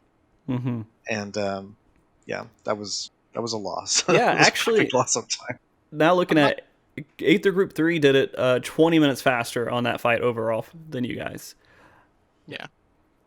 I'm not gonna blame us too much though on the tethers, because that is the question I've had the most out of this entire tier is how do those tethers work? All we had to do was open Google Translate. That's it. I'm gonna have I'm gonna study Greek for the next tier. I swear to God. They might change it. Well, actually, no. They'll probably stay on Greek. Probably stay on Greek. Actually, kind of interesting to me when I speak with other groups, and it's like every tier there's at least one mechanic where pretty much every group says, we got confused here, we didn't know what to do, we couldn't decode the mechanic. Like you have E10S, what's it called, Shadowbringers, or whatever, the puddles and the clones. That gets everybody. The crystals and Hydaelyn, everyone I talked to ran into the same problem there. The tethers here in this fight, same problem. It's like there's a reoccurring theme, and I really wonder if SC is looking at this as a dev team to be and think to themselves, is this what we intended? Is this good game design? Do we want this kind of puzzle where every player is basically getting stuck on it because it's not clear enough what's about to happen? Yeah, this is all on Koji, man, right? I don't think it's on Koji. I think the animations and the way the tells in general just aren't there. I disagree. I think us not getting it is entirely on us and not on the communication of the mechanic. We didn't look for it to be communicated correctly. It is, but at the same time, when everybody runs into the problem, that should say something about the fight design in general. That's probably my biggest complaint about the fight. Otherwise, I like it. Okay. So second phase, what was the one that held you up the most? What was your big wall there? Was it Act 2? It's gotta be Act 2 for everyone, Act 2 for right? sure. I think that we spent a lot of time on Enrage too. Or a finale. Yeah. Well, Yeah. the finale, the reason that we spent extra time there was because we fundamentally didn't understand something, and then it was just consistency at that point. It wasn't as if we our execution of it was similar to every other mechanic in that fight, right? Where it was, we figured it out, and then it was 2 or 3 pulls, and then it died. But us figuring that out took way longer than it should have, because we imagined that there was semicircles going off at the same time. So we were doing dumb stuff for the first couple of times we got there. Okay. So anything else? Phase 2? Well, you spend a lot. Why did Act 2 take so long is because that's the first time you see like the dark crystal on your head, the fire crystal, the wind crystal. Like it teaches you the base of the rest of the fight. So basically all of your prog is probably going to be on that act if you're blind. Because you have no idea what anything does yet. And plus you're dealing, it's like information overload, because you also have like chariots going off, you got towers going off, and you got all these crystals on your head, and you got tethers. Like I doubt any group was fast on that mechanic. That was definitely the wall. It's basic relativity all over again, where it teaches you everything that's happening. You have so many pieces to break down and figure out exactly what's going on that it just takes time to get all the data that you need and to accurately go over it, which is cool, because it wasn't incredibly cryptic to be like, oh, I don't understand how this works. It just takes more time looking at it and figuring out what exactly correlates to what in that phase. And then all of those things that you've learned let you solve the rest of the phase, or the whole fight, more or less. Like literally the only thing it doesn't teach you is water. Other than that, you basically know how to solve the rest of the fight. Do you feel like that the second half's going to be one of those fights where if you know what strategy is, there's no difficulty to it at all? Absolutely. Yeah, I think so. It's gonna be Oracle. It'll be similar to Oracle. It's literally Gaia. It's gonna be the victory lap after P1 phase 1's over. I would not be surprised if the person who made P4 is the same person who made Promise and Gaia. Okay. I mean, it matches up pretty identically, yeah. In the curtain call, the soft enraged, I definitely can see some people like tripping there, because while it's very simple to solve, there's a lot of stuff going on, and like your screen is just filled with tethers and explosions. But like basically every mechanic after Act 2 kind of just ramps down in difficulty. Like the act finale, like that's probably, it looks cool, but that's definitely the easiest mechanic of the fight. Okay. Yeah. When I was looking at other groups, I found that most groups actually struggled as well on an Act 4. Like just not as much as Act 2, but that's the next wall of the fight. Act 3 is pretty free. You solve it in 3 pulls. You have it all done, executed. You go to Act 4, and Act 4 is just... players are just bad at it. No, it's because Act 4 introduces you to new tethers, which are the water ones. I mean, it and does. If you don't know how to solve it, and it's further into the fight now, you then need more pulls, more time to get there. Whereas Act 2, you can rapid fire those, right? That's what, less than 2 minutes into the fight? But if you look at some logs, I'm pretty sure what you'll find is Act 4 ends up being the biggest regression point. Groups will make it to the final, to curtain call, and they'll start progressing through that. But they'll always die either at their progression point or Act 4. Because Act 4 has those tether breaks, and nobody's good at those. They're a little annoying. Definitely a little annoying. They're a little annoying, and I mean, I personally think that it's because of just how debuffs apply now. Players are conditioned, any player who's played this game long enough is conditioned to wait for all the debuffs to end before starting their next mechanic. Similar to what you would do in Omega when you're breaking those tethers. Since Endwalker, there have been changes to the way this sort of like works from the looks of it. And all those debuffs apply at the same time. They're not cascading anymore throughout the party, so it doesn't get applied to one person like at 1 second, and then like half a second later it's applied to the 8th member. That gives you like half a second of window of when you'd be able to break that last tether, and that was something that you had to deal with in O12S and some other fights. But now you don't have to do that anymore. Yeah, the tether in P4 as well takes a long time to actually activate it. Like once you break the tether, you have to wait and then it'll explode. It's strange, man. Yeah, There's I was a whole gonna bunch of different things going on, which just really trip you up.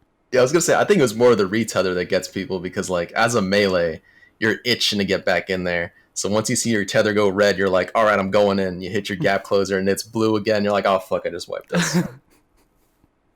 See, I've only seen that once. And It it was in happens a our lot. prog.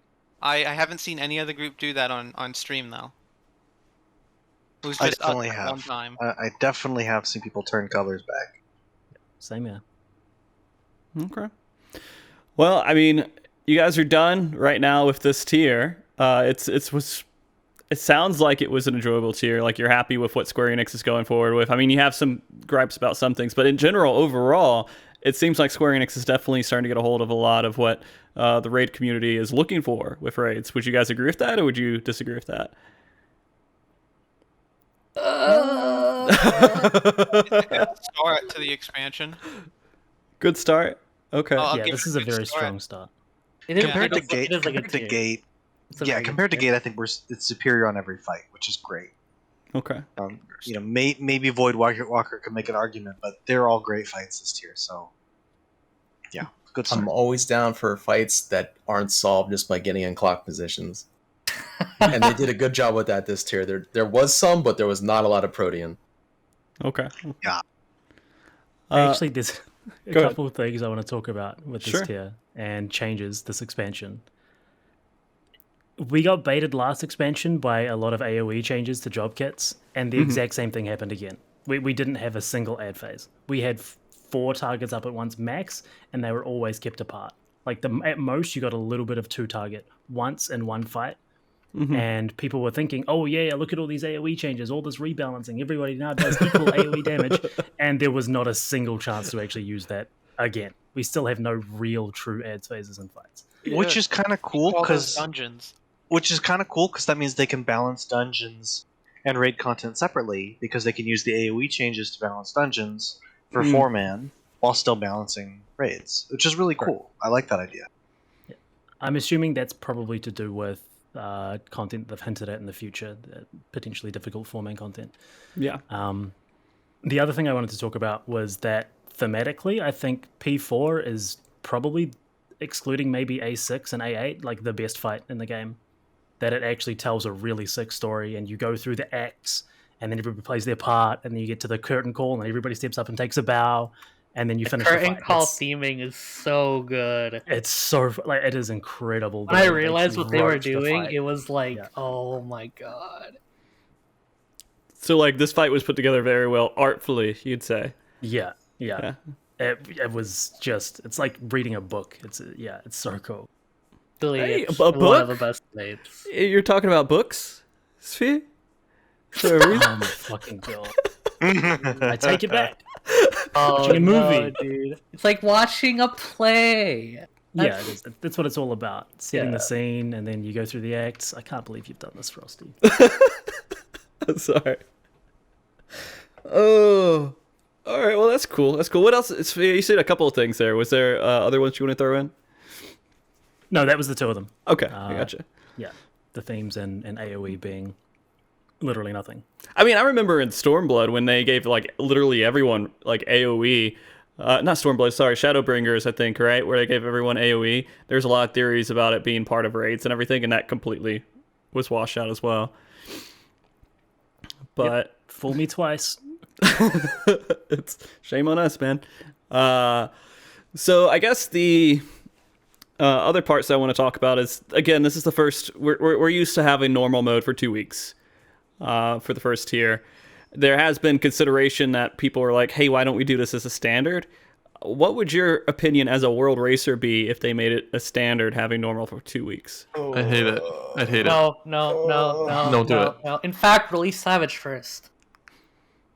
I think That's I my think take. releasing normal is just like a huge mistake, and it's Release just Savage like on Tuesday and then normal on like Friday. That's it. That's the peak. it's such a terrible 2 weeks to try to figure out what mechanics may or may not be, and I would much rather just go in and learn everything more organically. Mm-hmm. It also extends the time of the raid as well to where Absolutely. you're looking at probably like a 2-day raid versus like a 14, 15 hour. And that's obviously more enjoyable to me as well, since that's like my favorite part of the game. I mean, it's the difference between going to sleep and not, right? I'd love to, yeah.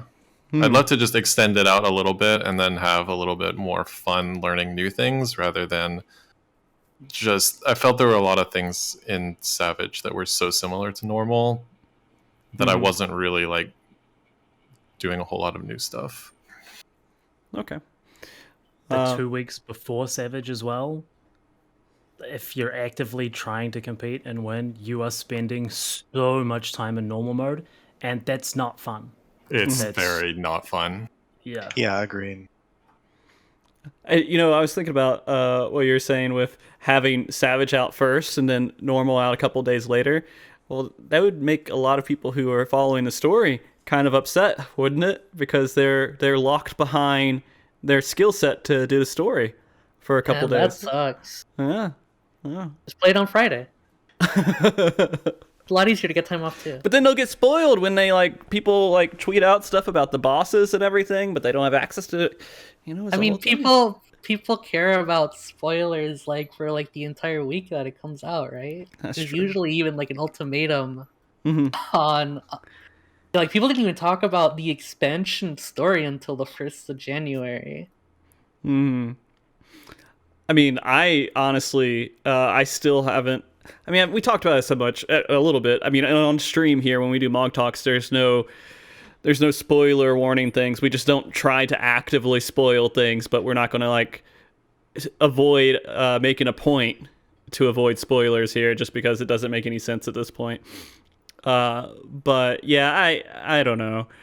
It's I get it, right? I'm exaggerating. I understand why normal mode exists, and as much as really wish it didn't, I understand why it does, and I'm not gonna say don't make it.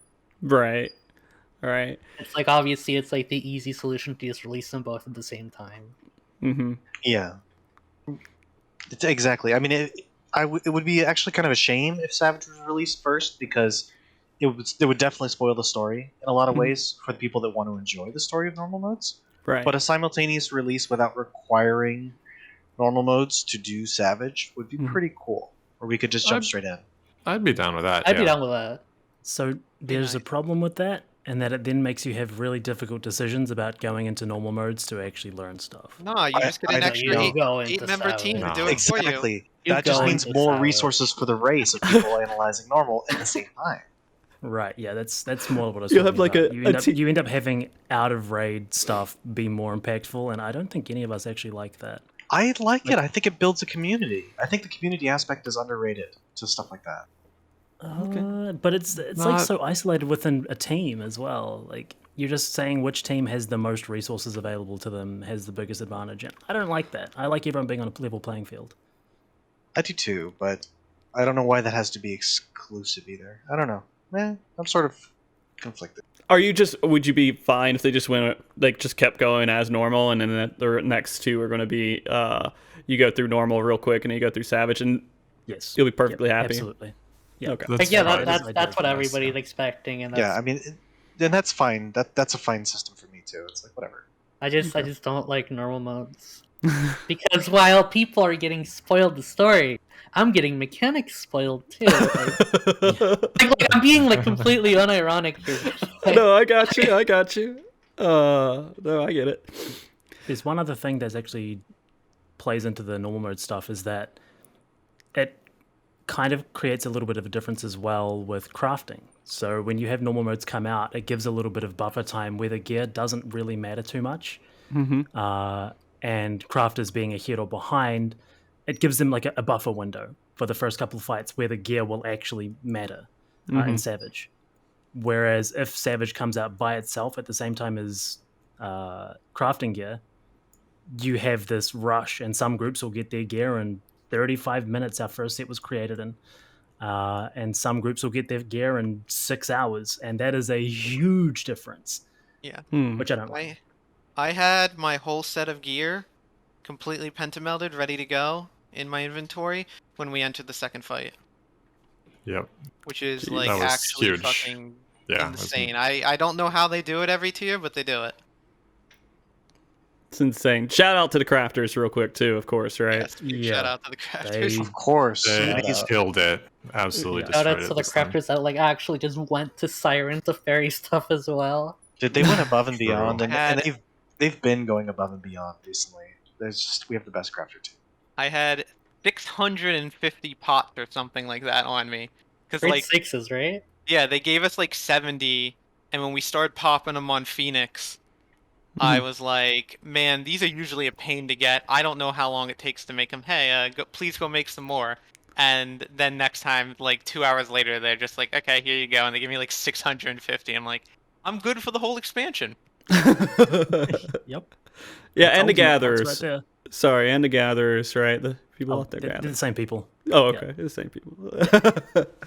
Okay. Yeah, our crafter team gets better every tier. Like, I swear, the speed at which we get gear is just ramping. So eventually, we're gonna log in and just wake up to mail in the box already. You know, it's just how it's gonna be. Wow. Oy. All right. Well, other things that we can talk about in the race in general is the competitiveness of some of the teams that are out there. What were your thoughts about the teams competing? Oh, really good. NA looked very strong this time around. Shout out to Aether Group 3 for the I was gonna top say, two. I think we all have a lot of good to say about Aether Group 3 because one, they were a thrown together team. This isn't like an established team that's Oh, really? been training for a while together. It's a hodgepodge of people that were thrown together, all really good players, don't get me wrong, they're all amazing.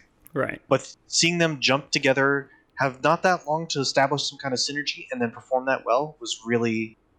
It felt good to see because I'm, a lot of the people in that group are friends with us, like we know all of them, or a bunch of them, and it really was nice to see them succeed and do well. And we hope they keep doing well. I think that they said they're going to do ultimate or something to that effect. I don't know how long they're going to stay together, but it's very exciting.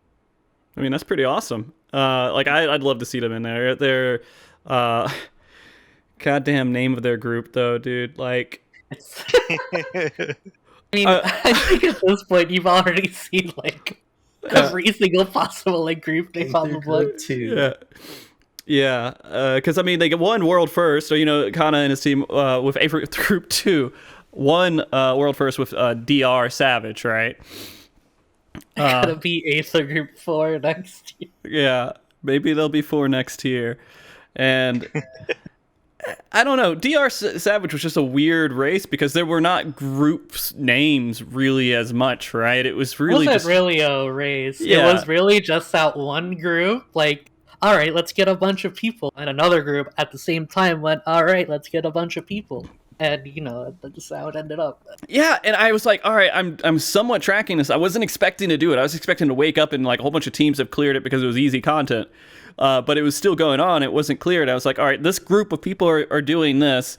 Okay, this is another group on Aether that I have no clue of any information about names or anything else.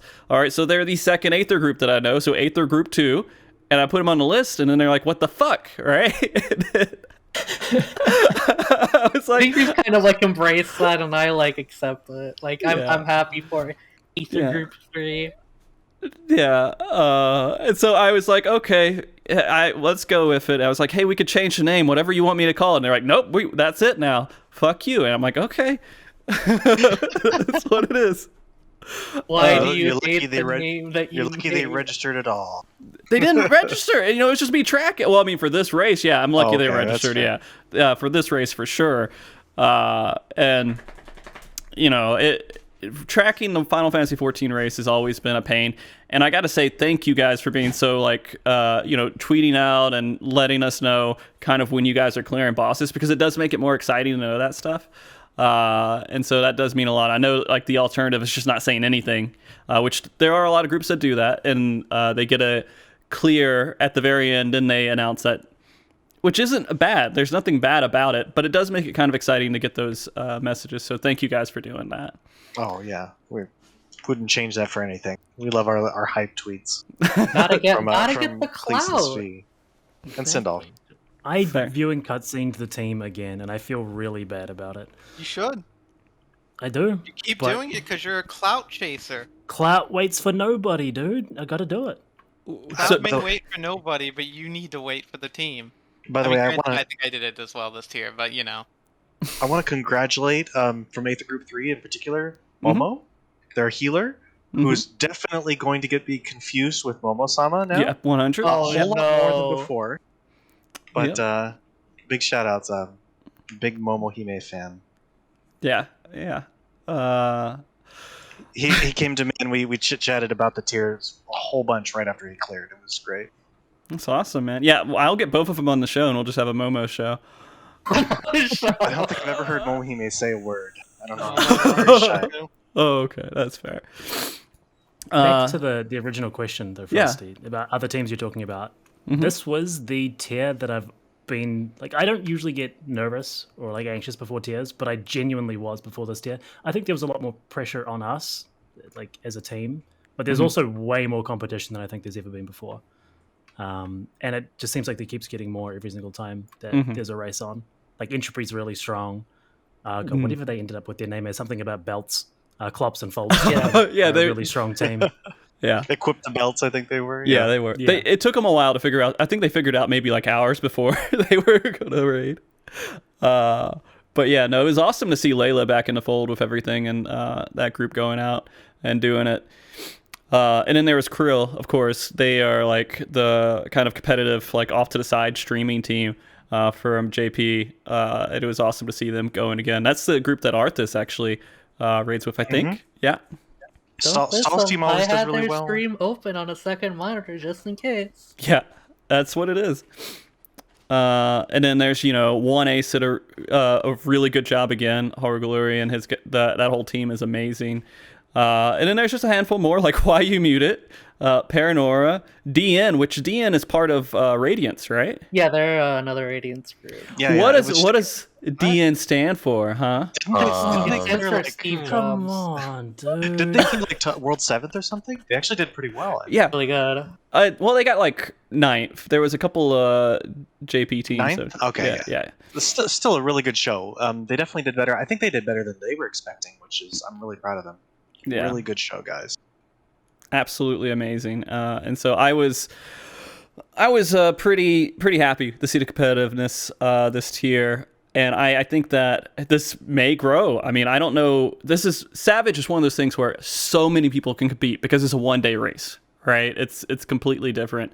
Ultimate may look different just because it's really hard to take a week off to go for that. Of course, I believe you guys are going for Ultimate, right? Yeah. Have we even talked about it? But yes, I assume we are. Okay. Oh no. Maybe not. Yeah, I guess we'll just quit for Ultimate. You guys have won 3 in a row so far. No, 2 in a row. 2 in a row now. Really? Yeah. It's 3 out of the last 4. 3 out of the last 4. No, it's 3 in a row. No one remembers that other one. No one remembers Verse. Just forget about Verse. Whoa, Silink is listening. Yikes. What was okay? Yeah. So I mean, you guys are going for the next one. I'm hoping with Ultimate, which is going to be an exciting time. Dragon Song War. There's a handful of things that we can kind of predict from that, and that's like 3 months away now, right? It's kind of weird thinking about that after having a year. Yeah, I mean, we were just talking about hopefully 3 in quotes months in quotes away in quotes. I don't That's trust fair. anything anymore. the tier just before an ultimate is always a little sketch on gearing because there's a chance that you may need X amount of tomes or X amount of loot drops that you may not get the loot in time unless you're really making sure to catch every week. Sometimes like split clearing to make sure you get enough coats and twines for all the different jobs we may want to bring into ultimate. So Yeah. we were just talking about how like don't slack on that stuff. We gotta focus, make sure we're geared for ultimate. Very exciting. I mean, and that the thing with that though, I mean, it's not too bad. You just have to spend a night a week, right? Just go through it real quick and be done. For gearing. Yeah. It's not that bad. It's not that bad, but I mean, again, if you end up having to do split clears, like for example, MT has to flex. If he has to flex like 3 different types of roles that all have different gear, he's going to need like a mountain of twines and coats.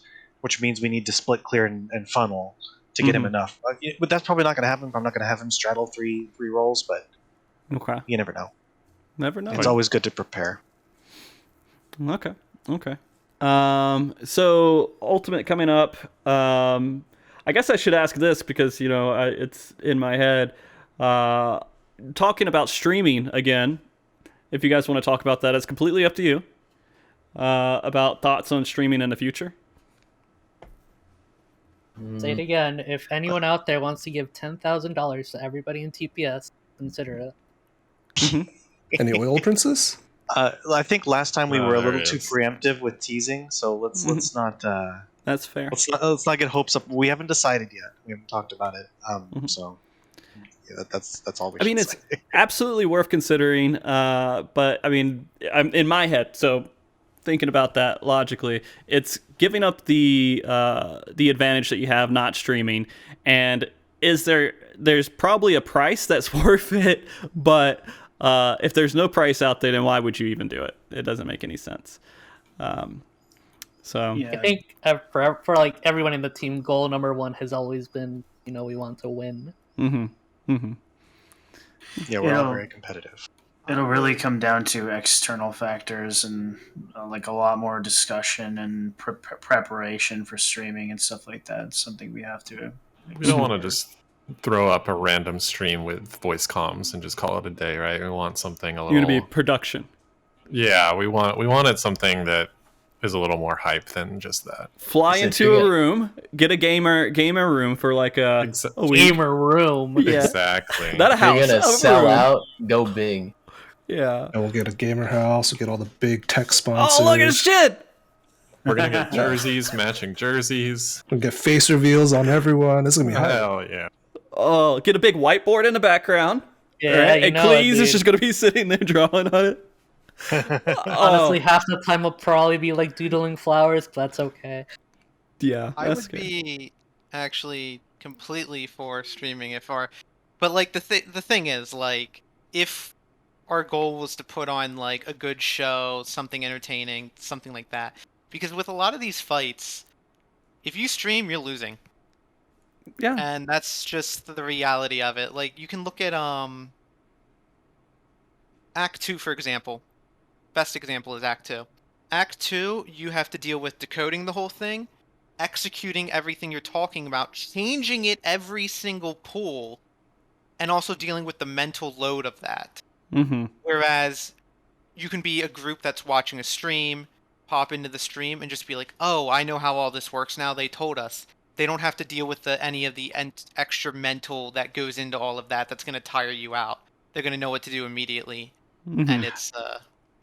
I will, to add on to that, just how easy it is to sort of assimilate things like strats and positioning and stuff. If anybody watched, Nagura had an amazing stream during some of their prog. I got to catch some of it, where she was analyzing some of our video and looking at our strats for Phase 2 and how we were going about it, breaking it down, making diagrams. She did a phenomenal job. She's really, really good at it. And but I was impressed just how well she was able to replicate the steps of our strat from that. And then when their team, when the Limit team got to Phase 2, she was just prepared with all the basically catch-up ideas for all the strats, and they got to it really quick. They progressed through Phase 2 lightning quick, very, very fast. And it just goes to show how easy it is to catch up just on what you've seen, especially if you have a ninth person looking at the footage or clips or things like that. So I guess that's a good question to ask you guys too, is how do you feel like the WoW teams did on the first tier that they've gone in with everyone else? I watched a lot of the stuff once we cleared. I stared at their prog. I was really impressed with both. Limit put up a really good performance getting to P4. They said their goal was to get to P4 before we cleared, and they did, and that's really impressive. Yeah. Given the material that was out, like it was a solid showing. And then Echo did the whole thing blind. They didn't look at anything, whereas Limit had a ninth man looking at material and giving them help. Echo was just full blind, and they did phenomenally for being full blind. It was a really great performance by Echo. Nice. I'm really excited for them. If they continue to do Final Fantasy prog, they're going to grow real fast. It's very exciting. Yeah. Their strats were impressive again. They had an uptime strat in Act 4 that I still think that everybody should do. It's incredible. Nice. And nobody thought of it that I know of. Yeah, I want to see how these teams do. They're going to do a lot better, I think, on Ultimate overall. Yeah, if they keep playing, most definitely. 100%. Mostly because they're endurance players. That's what they do in WoW raid scenes, and so I want to see how that applies into the Ultimates. So we'll see how that works out. I'm sure they had a lot of fun with this tier. I can't see them being any reason why they wouldn't want to go for Ultimate unless if it conflicts with their WoW rating, you know? It's worth mentioning that, we don't expect them to like actually be up in the top like 1, 2, 3rd ranks, obviously. Mm-hmm. A lot of these mechanics are reused, and people who've been practicing this game for years are going to have an extremely distinct advantage. Like, you just even look at P3 and all the things we reused from T12. These guys haven't progged T12. They don't know what all those mechanics are. Right. And how quickly that gives you an advantage in dissecting these things. That's just going to come with time. And they'll catch up, because they're really sharp dudes. The more they absorb, the quicker they'll catch up. I mean, we may see, like, at the end of this expansion, that they are probably some of the top teams out there easily. But, I mean, they are already some of the top teams, but, I mean, they're going to be, like, actually nearing, like, the top, like, 5, right? So very excited for their growth. Yeah. I think top 5 it would be a little much to do this quickly, You think? but it depends on how much work they want to put in. This is their side game. Mm-hmm. Yeah. They came back in like prog, but they had downtime where they went back to WoW. Right. So it's not like they're full timing the catch-up game. So it's up to them how much they want to put into it. Yeah. But they're all beasts. Roger is incredibly smart. It blows me away how smart that dude is. Yeah. So I they love could do it if talking they to him. tried. Yeah. There's a lot of transferable skills between MMOs. So, like, even though they haven't played a lot of Final Fantasy XIV in the past, I'd say a lot of the core basics are all still there. And then they should be able to they can pick it up, clear fight, they know how to act, and they're, like, actually good at something else. So they have the ability to learn and, like, figure things out. They know what it takes to do that. So that if there's ever a wall, to take, like, a step back, figure out how to solve the wall, and then move on from there. So they're not going to get stuck. That's for sure. Yeah. Well, I mean, and when we're talking about the one thing I am concerned about is if we're talking about streaming like Ultimate, that's where it really, I think, hurts you versus Savage, right? And so if they are going to go on and they're going to stream and everything, and there's going to be teams that don't stream, which there definitely will be teams that don't stream the Ultimate, I feel like they are going to be put at a disadvantage there, because there's just so much with like people solving mechanics, going to sleep, analyzing it the next morning, and going forward. Right? We don't see that with the 1 day progression. Hey man, I'm gonna have that stream open. I would probably change my sleep schedule to be like waking up a little before the rest of the team. So, like, actually nice. Like that's exactly what I would do. Like, yeah, this is how it is. Like, it's an advantage, and I'm gonna take it. 100%. Yep. If we change to like streaming Ultimate, you will not see like giant gaps between clears anymore. Like once the first clear in comes in, they would start pouring in. Right. Yeah, because the strategies will all be public as they come about. Like, for example, this prog tier, we were stuck on the Enrage dance, the dance on Curtain Call, for how long, guys? Like an hour? Like 45 minutes? I don't remember exactly. It was a long-ish amount. It was long enough that anybody could have already analyzed our previous stuff, and if they executed the Curtain Call better, it would have been a really close call. So, when that sort of thing happens, when it just comes down to execution, there are definitely people who can execute better than the people in our group could. But our combination of skills is what sets us apart on the fights in the tiers that we've done. So you take some of that away if you make it all public, for sure. So and somebody may pass us. You're talking. We have talked about this a little bit, where you guys feel like you didn't perform like 100%, and there's some stuff that you can improve on. What are the things that you feel like you guys will need to improve upon going forward for Ultimate? Execution. That's it. That's kind of what happens when you don't play the game. Yeah, execution and consistency. Like we didn't play the game for a year, pretty much. So there is still rust, even though we've been playing pretty hard the last month or so. Like it's a cumulative thing, at least in my eyes. Okay. there's a lot of just careless errors in the first few acts, like deep into enrage pulls. And that lost us a lot of time. There's still a little bit of a tendency to not respect the mechanics or respect them too much, and we need to sort of refine that down a little bit. Especially things that are like severe drop-offs, like we had an issue in Verse with like lookaways. They would end up in a death, that would end up in just an impossible kill, versus smaller things. I don't know. It's always a learning process. You learn what you can get away with and what you can't. Right. I think this tier was big on teaching us about spreads. Not just us, but everyone. Because the spreads in P3 and the spreads in P2 are really, really chaotic and hard to deal with. And I think that if we had a better system... P4, and P4 as well. All the spreads are very, very destructive in these fights. And it teaches you how to spread out properly. Very glad we went with the comp that we did, largely for that reason. Yeah. I was in the group I was helping yesterday, just going on my main and helping them. I was surprised at how difficult some of the spread char plume, I don't know what they're called, is ash plume, char plume, something like that in P3. 2 people would die almost every time. And I tuned into some streams, and I caught them having similar issues and getting frustrated at each other on stream over the spreads. And it's really common this tier. So, lesson to learn: how to spread effectively. Okay. I am going to ask a question. Did any of you have any time to watch the World Race event? I only popped in like maybe a few minutes at a time. I saw you in chat, so yeah. I just did a shit post. During Prague, no. Like if it was like I wasn't doing anything, I didn't even have like the stream like unmuted. I was just typing in chat. I think one time on a break, I opened it up just to see where all the streamers were, and then I immediately closed it. I just was curious. So you guys didn't watch any streams at all, like nothing, basically. No, I go full blackout in Prague. We're full focus, man. Okay. I peeked at your sheet once when we were on curtain call to see if anybody cleared, and I didn't tell anybody. I just looked at it myself. How could you? I'm of the opinion that the only way we lose is if we don't play as well as we should. Like, another team has literally no effect over how we play, right? Right. Yeah.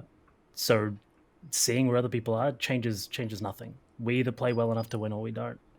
That's fair. Yeah. Go ahead. Info can also be a bad thing. You know, it has happened once before, to my knowledge, where there was a fake report of a clear, and when you hear that somebody else has cleared, the morale dips. So if that's a fake clear, it can actually be like, it can be damaging to your prog. It really sucks, when people say like "Grats JP," right? You're like, holy shit, does someone clear in JP? Thankfully, that one's become an established meme. Yeah. I think the origin of Grats JP was Midas, right? I don't remember. Or was Midas Gordius somewhere around there? I don't remember. It was the first time that we were surprised by JP's like being near the end. Yeah. While we were still progressing. And it's a meme until it's not. That's the thing. It's a meme until somebody comes up like Silink or another team and they actually get the clear, and I'm like, you're just fucking with me. And then I find out 5 minutes later, I just delayed putting down a clear or something. But every time that people say that, I do have to check Twitter, man. I have to like pop over there and be like, is it real? Is there actually something happening? Because I can't be completely numb to it. But anyways, so we're kind of, I guess, finalizing this a little bit here, getting near the end. Is there anything else you guys want to talk about the World Race or the tier in general? It was fun. Yeah? It was good. It's very good tier. It was good. I just want to say that I know this is a conflicted idea for a lot of people, but I really like when we clear the tier before sleeping. I never sleep well in the middle of a tier. So I like it too. It's very satisfying to sleep. I think that was my first one-day tier since Sigma Escape. Damn, that was a long time ago. Yeah. It was actually pretty close to about 4 years ago that some of us here were together on that fateful night. Oh, don't remind me how long it's been. Playing Jesus this game Christ. for way too often, dude. Can't Time believe I've been keeps playing the rolling, same man. video game for I don't even know how many years anymore. I have to like actually look it up. Like a tenth of my life dedicated to this game. Dude, we've been raiding together for so goddamn long now, man. Jeez. Well, that's okay. You guys made some friends and you kept them. That's the important part, right? Did we really keep them though? Yeah, Sindolf sees us as co-workers. We're not friends of Sindolf. It's all numbers on a screen. Okay. You're all I numbers on a don't really screen. like to use the word friends because that implies that we like each other. True. If we use coworkers, then it's like when I eventually decide to convince the team to like pick Sphia, it'll just be like, that's just how it goes, man. Like you got to do what's best for the company. Just business. It's just business. Just wait for the eventual all falling business. out that's gonna happen in 6 months. There's gonna be huge drama, explosions We're looking for a everywhere. Dark Knight North to American, Sindolf. North Americans Not like raid team that. shattered. All right. I do want to put this on here because every once in a while, Yoshida does read on these articles and stuff about when you guys talk at the end of a tier or when the World First team talks about end of a tier. What are some things, besides the apology Sindolf already gave, what are some things you guys want to say to the SC team and Yoshida? Hello, Yoshi. Hi. Okay. All right. Big fan. I think Sindolf has something to say. He did his No, I apology. said that at the start, but I do have something else to say. Okay, Oh, no, don't say it. No. This is actually important. Okay. So at the start of the tier, we all log in, and as World Prog groups do now, they have to get these special items from our 10th member of the group called Chloe Leopold or something like that. The one that gives the gold certs.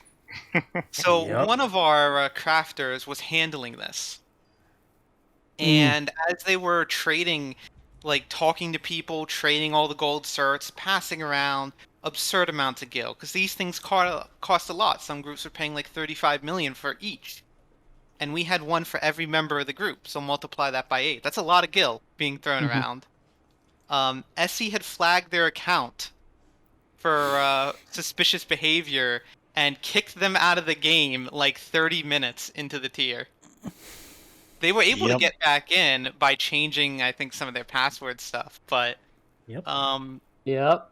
please don't ban our crafters when they're doing things that are important, because if they could have just gotten completely locked out with like 6 of the certs on them and then we just lost all that gil and got nothing out of it. I don't know if anyone has said his. Sorry, I was tuned out a second. If anyone didn't say his name, he deserves a shout out. Salt Volley is a hero, trooper, stuck in there. Yeah, all of our crafters are really good, but yeah, Salt took one for the team this time. That's crazy. So, we salute you, Salt. Thank you for your service. All right. Anything else you want to say to SE in general? Sindolf didn't say it, so I'll say for all the Dark Knights in the chat, fix blood weapon. Yes. That's all. Yes. Yes. They don't play their own game. Oh my God, my Sindolf, God. shut up. Dude. Not again, dude. They would have noticed! Mute him quickly. I'm gonna make. Sindolf, you messing everything up, man. I'm never getting another interview. I'm never getting anything from these guys again. I know the sad part is I know sarcasm does not translate well. over to Sometimes it Japanese. doesn't, yeah. But I do want to say, personally, I am really happy with... the game has taken like a huge hit in popularity. Or not a hit in popularity, I guess a boom in popularity. And there's been a lot of logistical back-end shit that Square Enix has had to work out. So I do want to say I am impressed with that, and I'm glad that they're working through all that stuff. And I know from just my industry in general with IT stuff, it has been a pain in the ass for a lot of IT equipment and everything else. So when they say stuff like, hey, we're running into issues, I kind of sympathize pretty easily with them. At least that's been my experience. I mean, other people in IT might have not had any issues, but I don't know, maybe it's completely different. But I do thank them for this expansion. Has been great for me in general, and I don't know if you guys feel the same way, but I'm really happy with the way Endwalker turned out, even though there was a lot of this server issue stuff with coming up. Still going on. Give me my Gilgamesh back. I want to be able to log in. Yeah. Yeah, it's the login queues are a killer. Permanent world visit to be able to play the game. Yeah. And the other thing is, like them cutting off sales to the game to try to reduce that number overall. I mean, they're definitely making some efforts to get it going how they feel like they can. And I'm sure they've learned a lot and can make it better for the next one. But queues have to go down eventually, right? They do.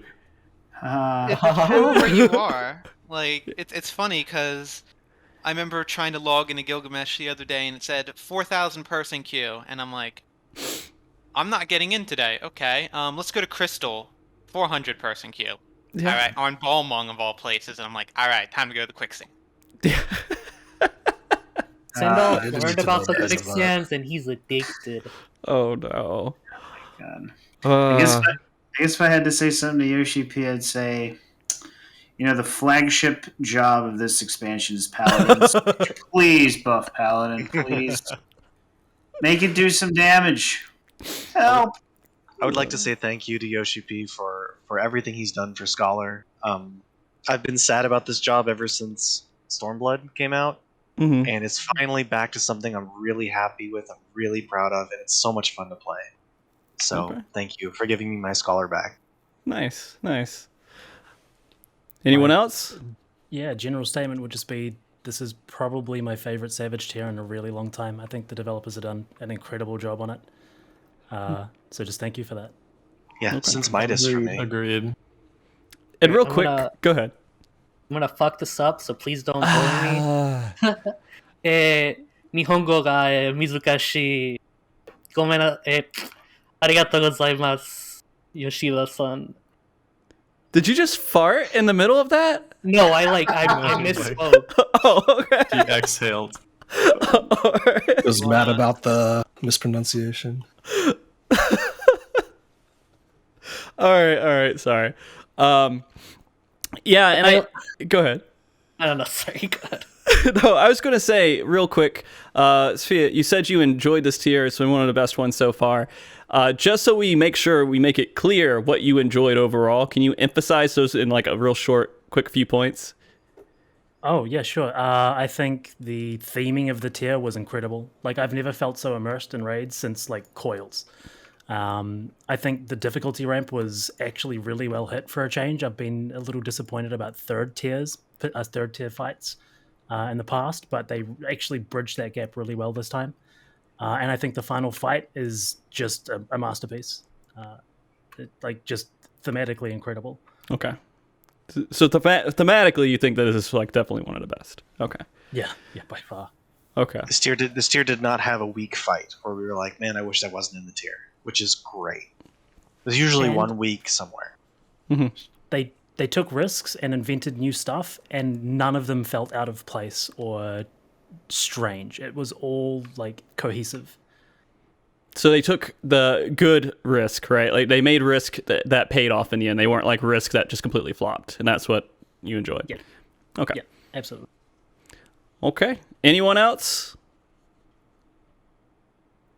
Okay. I guess we're. Go ahead, Sid. Give me a heal on Oblation, just because I kind of want one. The Dark Knight screaming heals. Dark Knights are in huge copium right now. So since you're the one who said that, he's not going to do it. I know. Make sure that it's insane to do it. Remove the healing from Soul Eater. Just go all the way. And then the damage. Actually, have Soul Eater remove HP and convert that into damage. Yeah, we go in Final Fantasy XI then. Let's do that. That sounds sick. Oh man. It was sick, except you die all the time in 11 whenever you used it. All right. I guess we can get to the wrap up portion of this, not make it too long. I think we did the show like 4 hours last time or something, and I felt really bad for the person who was translating all of that. But I mean, we could probably go for longer, but we'll be okay. This has been a great talk, and I had a chance to talk to you guys at the end of the World Race event. And so I think this is, I'm excited to see what the World Race looks like going forward in the future. But as we wrap up, I do want everybody who has like something to promote, like stream or like shout out to somebody or anything else to get a chance to do it. Ara, is there anything that you want to promote or shout out or anything? Just shout out to my friends, Cinema, Kiv, Mel, Eri, and y'all know who you are. That's really it. Okay. Brian? Yeah. Shout out to Gabby for keeping me sane during the pandemic. Shout out to my friends on Primal. Shout out to Nishi. Shout out to Hebs because you're DMing me. And shout out to our crafters who did a really awesome job this year. Thanks, every single one of you. You guys are amazing. Thank you so much. Okay. Please. Shout outs to Sidewalks for keeping me off the street. Oh my god. Okay, I'll stop now. Big shout outs to like all the crafters of the team. Shout outs to this team for letting me be their cheerleader essentially for the past like year and a half. Okay. Kia? On a less serious note, shoutouts to THD for amazing entertainment post-prog. Watching him fall asleep while learning mechanics because it was so boring for him. That man is on a completely different plane than any other gamer I've ever met. And then a more serious shout-out. Shoutouts to Emmy for everything. Okay. She's the light of my life. Aw, sweet. All right, MT, Lowell, follow that up. Yeah, just a big shout out to my mom and my girlfriend who support me through all of my gaming hobbies. My mom's been doing it since I played WoW like 15 years ago, so that's been really awesome. And yeah, just shout out to this team, the crafters, and all the people I love playing Final Fantasy with. Okay. Phantom? Shout out to the team. Good job. Sure. Well played. Shout out to you, Phantom, by the way, for being like amazing. I know all your team appreciates you greatly every single tier. It's funny. Every time we have this, you guys are always like, yeah, Phantom's the best and great and everything. So definitely, if you haven't heard it recently, shout out to you, Phantom. Thank you. Yeah. We gave him the mount. He doesn't need any more. No, the biggest one I want to shout out is the team, man. Really proud of you guys. Couldn't pick a better team. And the crafters, actually the whole FC, really comes together every time we have a tier like this. So it's really cool. And another huge shout out to you, Frosty. You've done it again. Put on another huge event. Raised a bunch of money for charity. Like the world prog scene is, I've said it on Twitter a million times. I've said it to you a million times, but I'll say it again. Like the world prog scene doesn't exist without you. You do wonders for us. Thank you. No, I just fucking like spreadsheets, dude. Thank you, though. All right, Shed. Yeah, shout out to insert sponsor here. Team TPS is looking for some good sponsors. Okay. All right. Shed's the real one. Yeah. And send off. Yeah, it's mostly a repeat of what other people said. But shout out to the team, our crafters for sure. They do great every tier. To you, Frosty, who ends up running all this stuff and actually made it seem somewhat important to people. So that's great. Otherwise, it would just be a bunch of sweaty nerds in their basement and just doing their own thing. Shout out to the Balance for providing me with best in slot lists when I don't know what to meld. That's great. You should all go there to learn how to play Dark Knight or complain about Dark Knight, whichever one you want to do. So yeah. Copium. Yeah. I want to call it. It's definitely copium.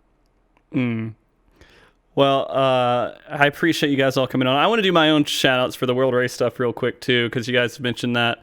This has been an interesting World Race because it was before my life gets really crazy with being a father, like the first time, it's been like one of the last times I can really devote so much energy to it. So in the future, I will probably be a little bit more in the back end of everything. And everyone who made that event happen, I really absolutely appreciate all the work they put into it. And there's so many names. I've already put it on a Twitter post. You guys definitely read through that. There's so many cool people who came over from WoW, a lot of commentators who are doing it for the first time. And they were all doing it just for charity, raising money for charity. And again, we raised like $28,000 for Extra Life, and that was fantastic. And I think this is the biggest showing we've ever had for a world race at about like 17,000 viewers, which was outstanding, absolutely amazing. So thank you everybody who tuned in and paid attention to that. We do hope to maybe do something for the Ultimate in the future. There is one person, I'm going to single them out because they're definitely an MVP with getting all the commentary together and everything else for the world race. Lifey, Lithy, that's how you say his name. Lithy did such an amazing job with a lot of work, and without him actually helping out with what he did, the event 100% wouldn't have happened. So thank you to him for putting all that extra work into the event, and hopefully we can make something really great going forward in the future as well. But that should be it. I do want to do a shout out to my wife, Carrara, who puts up with me doing these events and doing podcasts and everything. Shout out to my dogs for not barking too much. Shout out to Husky by the Geek for doing the theme that we use at MogTalk now at the beginning and the end. And also everyone who made shows like today happen. You guys are amazing. So I am going to go ahead and wrap up the show. And I don't know what we're going to be doing next week. Very special thanks, though. 100% TPS. Congratulations. You guys are fucking absolutely wonderful, skilled players. And you're always a delight to talk to. You're not like super egotistical, at least not on the show. Right? You guys are pretty good and nice on the show. So thank you so much. And congratulations again for the win. I do hope that we'll be having you guys on in the future even more. But yeah, anything else you guys want to say before we go off air? Stay frosty. All right, I'm going credits. Bye, guys. Thank you very much for watching today. Of course, this was a pretty crazy week with the World Race event and everything, and a lot of people helped to make that happen. But I also want to do a special thank you to all the Patreon supporters that helped provide funds for the giveaway items and everything to make the event happen. So let me go ahead and thank Ak Morning, a wonderful organization and website for PvE content. Teamcraft, a great crafting resource. I would definitely check them out if you're interested in crafting. Phase Temperance, a great PvE Discord group that works to put on PvE events for raiders. Check them out.